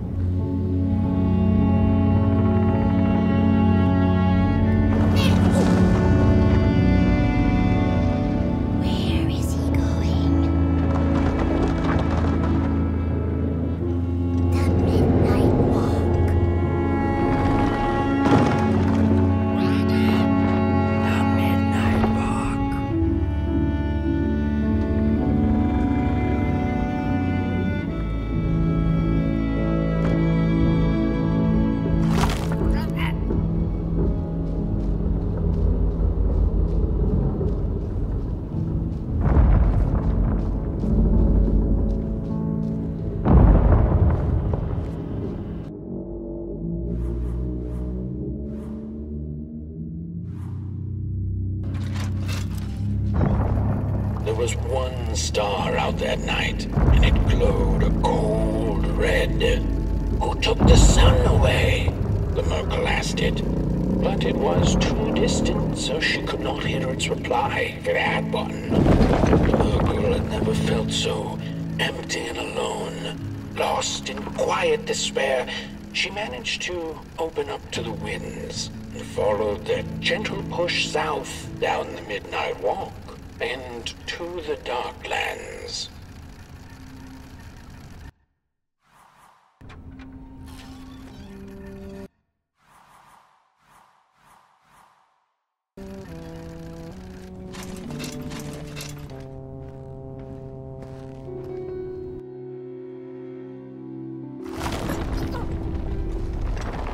The Wanderer asked the craftsman, "How do you make such perfect sculptures?" To which he replied, "Oh, there's nothing to it really. I go into the dark woods. I find the sculpture already waiting inside a tree. And then it's just a matter of carving it out."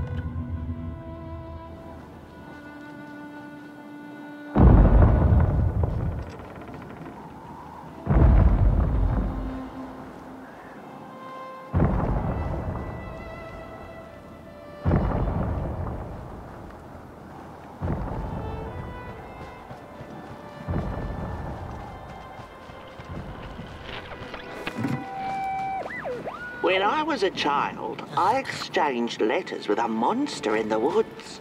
We were best pals, and we shared all our secrets with each other. One day, my sister told me that the monster wasn't real, that she'd written me all those letters to play a joke on me.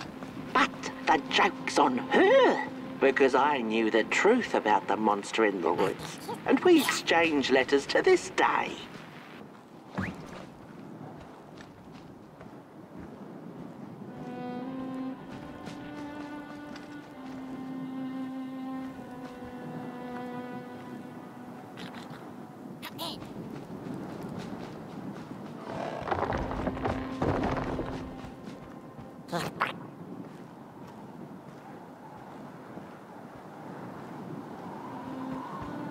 Hark! Not very far now. Not very far. The flame longs to be free. Caged, it cannot truly burn. How beautiful. How tantalizing. It is simply the way of fire. It is what it is. It is what it is. You must release it at the summit. The soothsayers have spoken.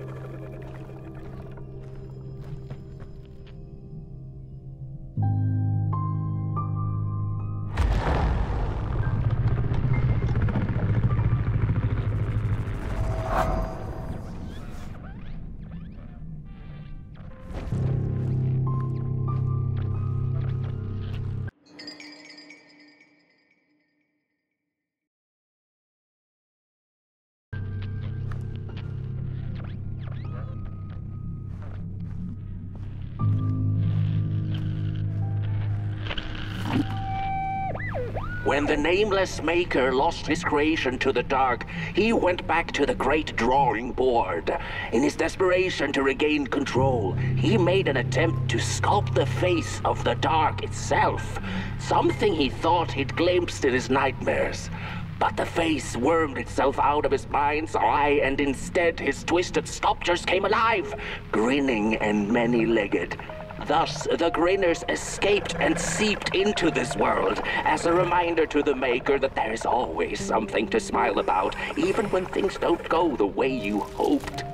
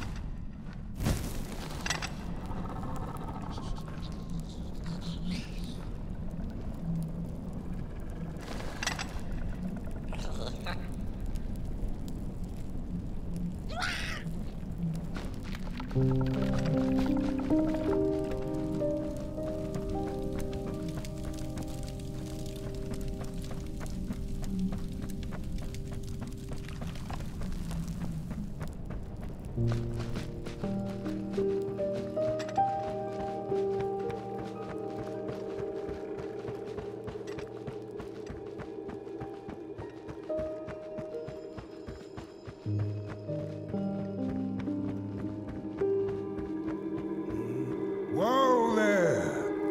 You look like you're about to move a mountain.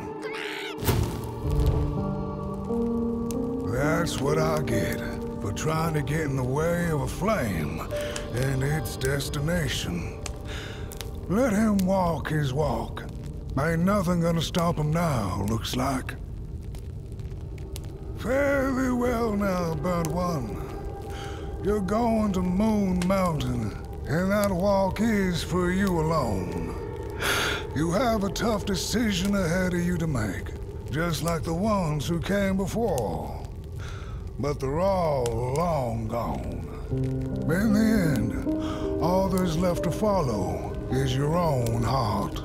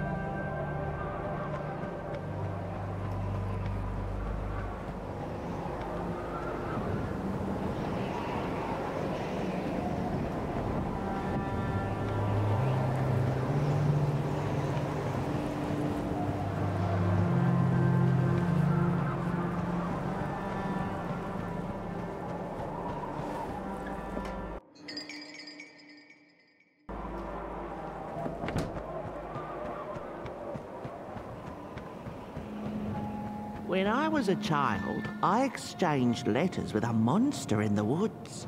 We were best pals, and we shared all our secrets with each other. One day, my sister told me that the monster wasn't real, that she'd written me all those letters to play a joke on me. But the joke's on her, because I knew the truth about the monster in the woods, and we exchange letters to this day. Oi! You the caretaker of this little fireball? What were you thinking, letting him run off? Don't you know how precious he is? Oh, yes you are. A real sunbeam. Who took the sun away? We Merkles used to ask until it finally ceased to matter. Night skies like these. Trouble seems so far away, doesn't it? I mean, isn't this just exactly my point? I used to be afraid of the dark. So much so that I became obsessed with these huge electric lamps left behind by the craftsmen of old. Couldn't pry myself away from them. I'd sleep outdoors and under their blinding radiance. One day, I woke up to the noise of quivering planks and nails. And would you believe it was my own house leaving me? It had gotten so restless it grew a pair of legs, took a name and went on a hike. Housey was its name, bless its soul. Houses have no imagination. But I bet it had a grander adventure than I could ever imagine.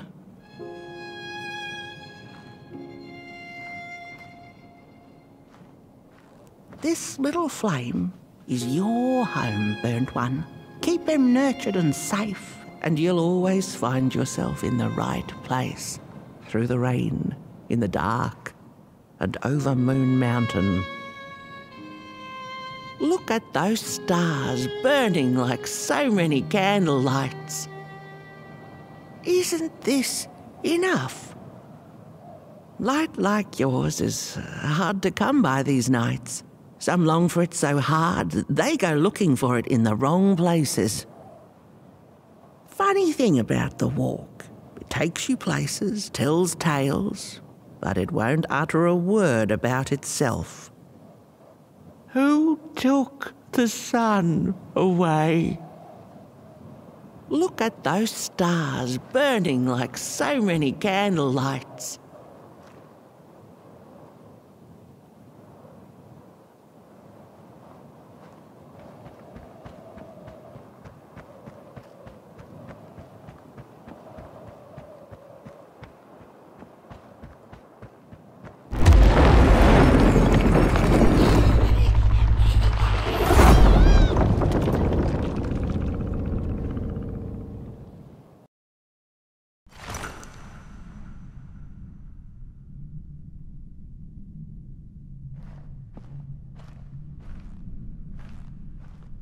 What is the dark?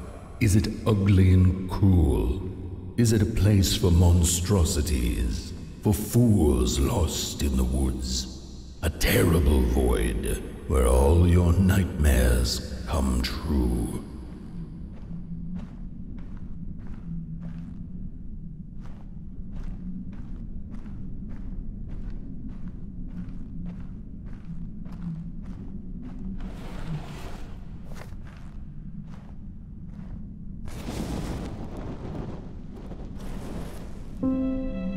The dark could be a friend, perhaps a space where we might find each other, all of us equal under its cloak.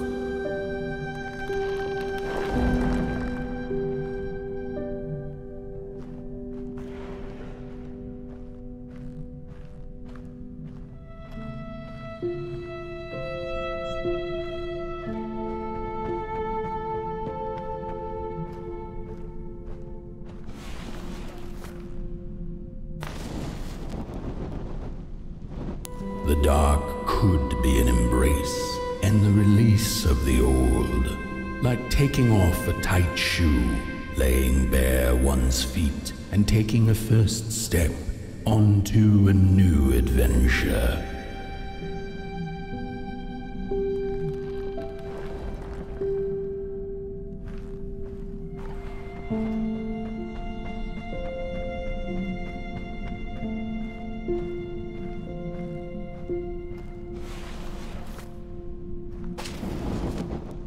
The dark could be a moment of clarity and calm, a break through icy clouds and the shameful stories we tell ourselves that fetter us to the clay and mud.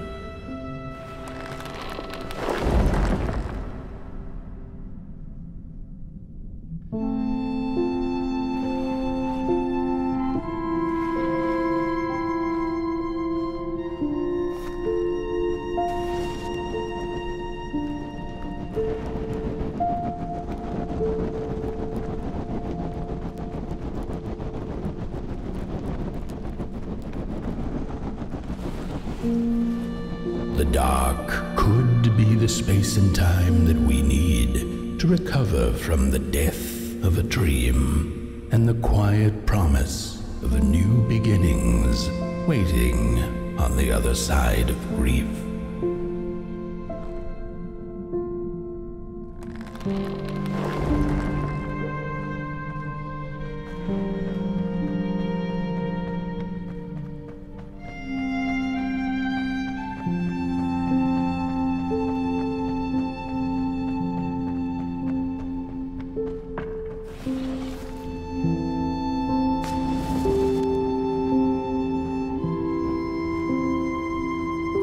In the end, the dark remains a mystery, its secrets locked away behind the stars. But one can rest assured that it is always there, watching, patiently waiting for us to enter it, with fire in our hearts and with eyes wide open.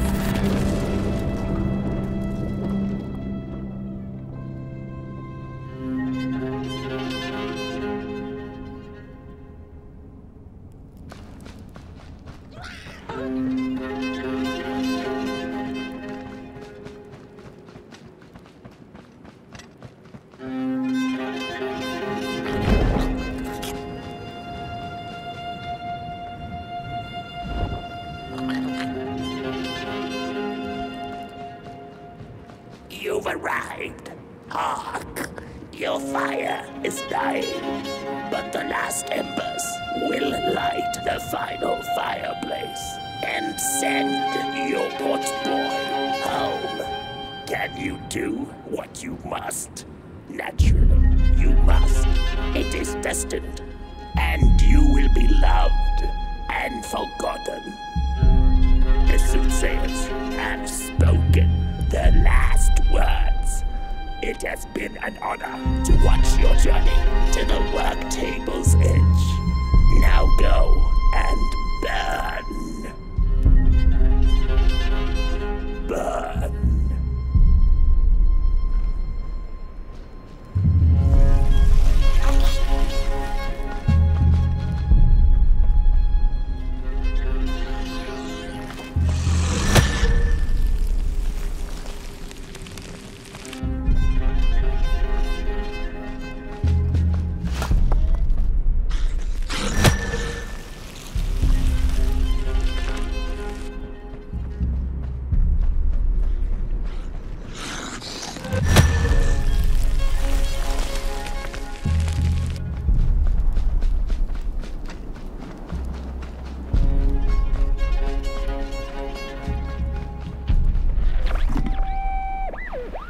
The first two-legged beings did prosper under the first sun, but it didn't matter how much they bathed in its light. They craved more. They sought to cage the sun, harness its power, and make it theirs. But the makers in their foresight had put the sun far, far away. So far that no creature could reach it. That's why, in their desperation, the two-legged ones began to collect matches, lighting them like minuscule suns of their own. But there are only so many matches in this world, and one day they'll run out, and they shall once again look to the sun.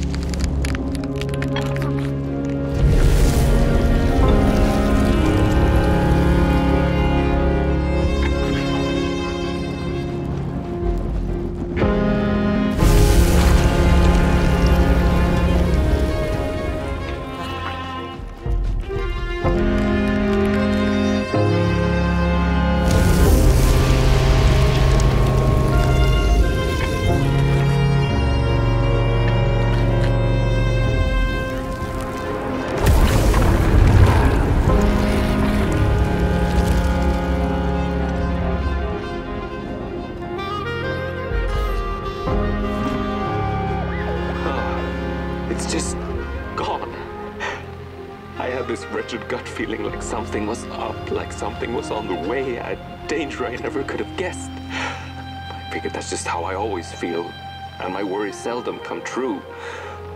And now here I am, and I have been for some time now, and it just won't come back. I'm thinking, while I had it, I didn't know what to do with it, how to care for it, enjoy it. But if I had it again tonight, I'd probably waste it all over again.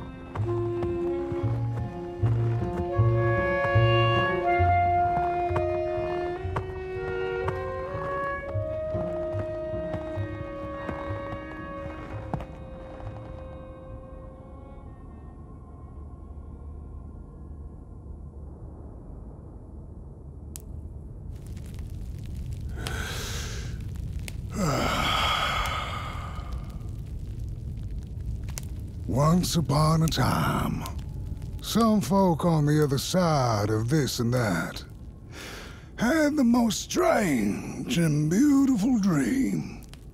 I hope that tonight you caught a glimpse of it, and I wish you the levity and grace to smile in the darkest of times and on the way down your midnight walk.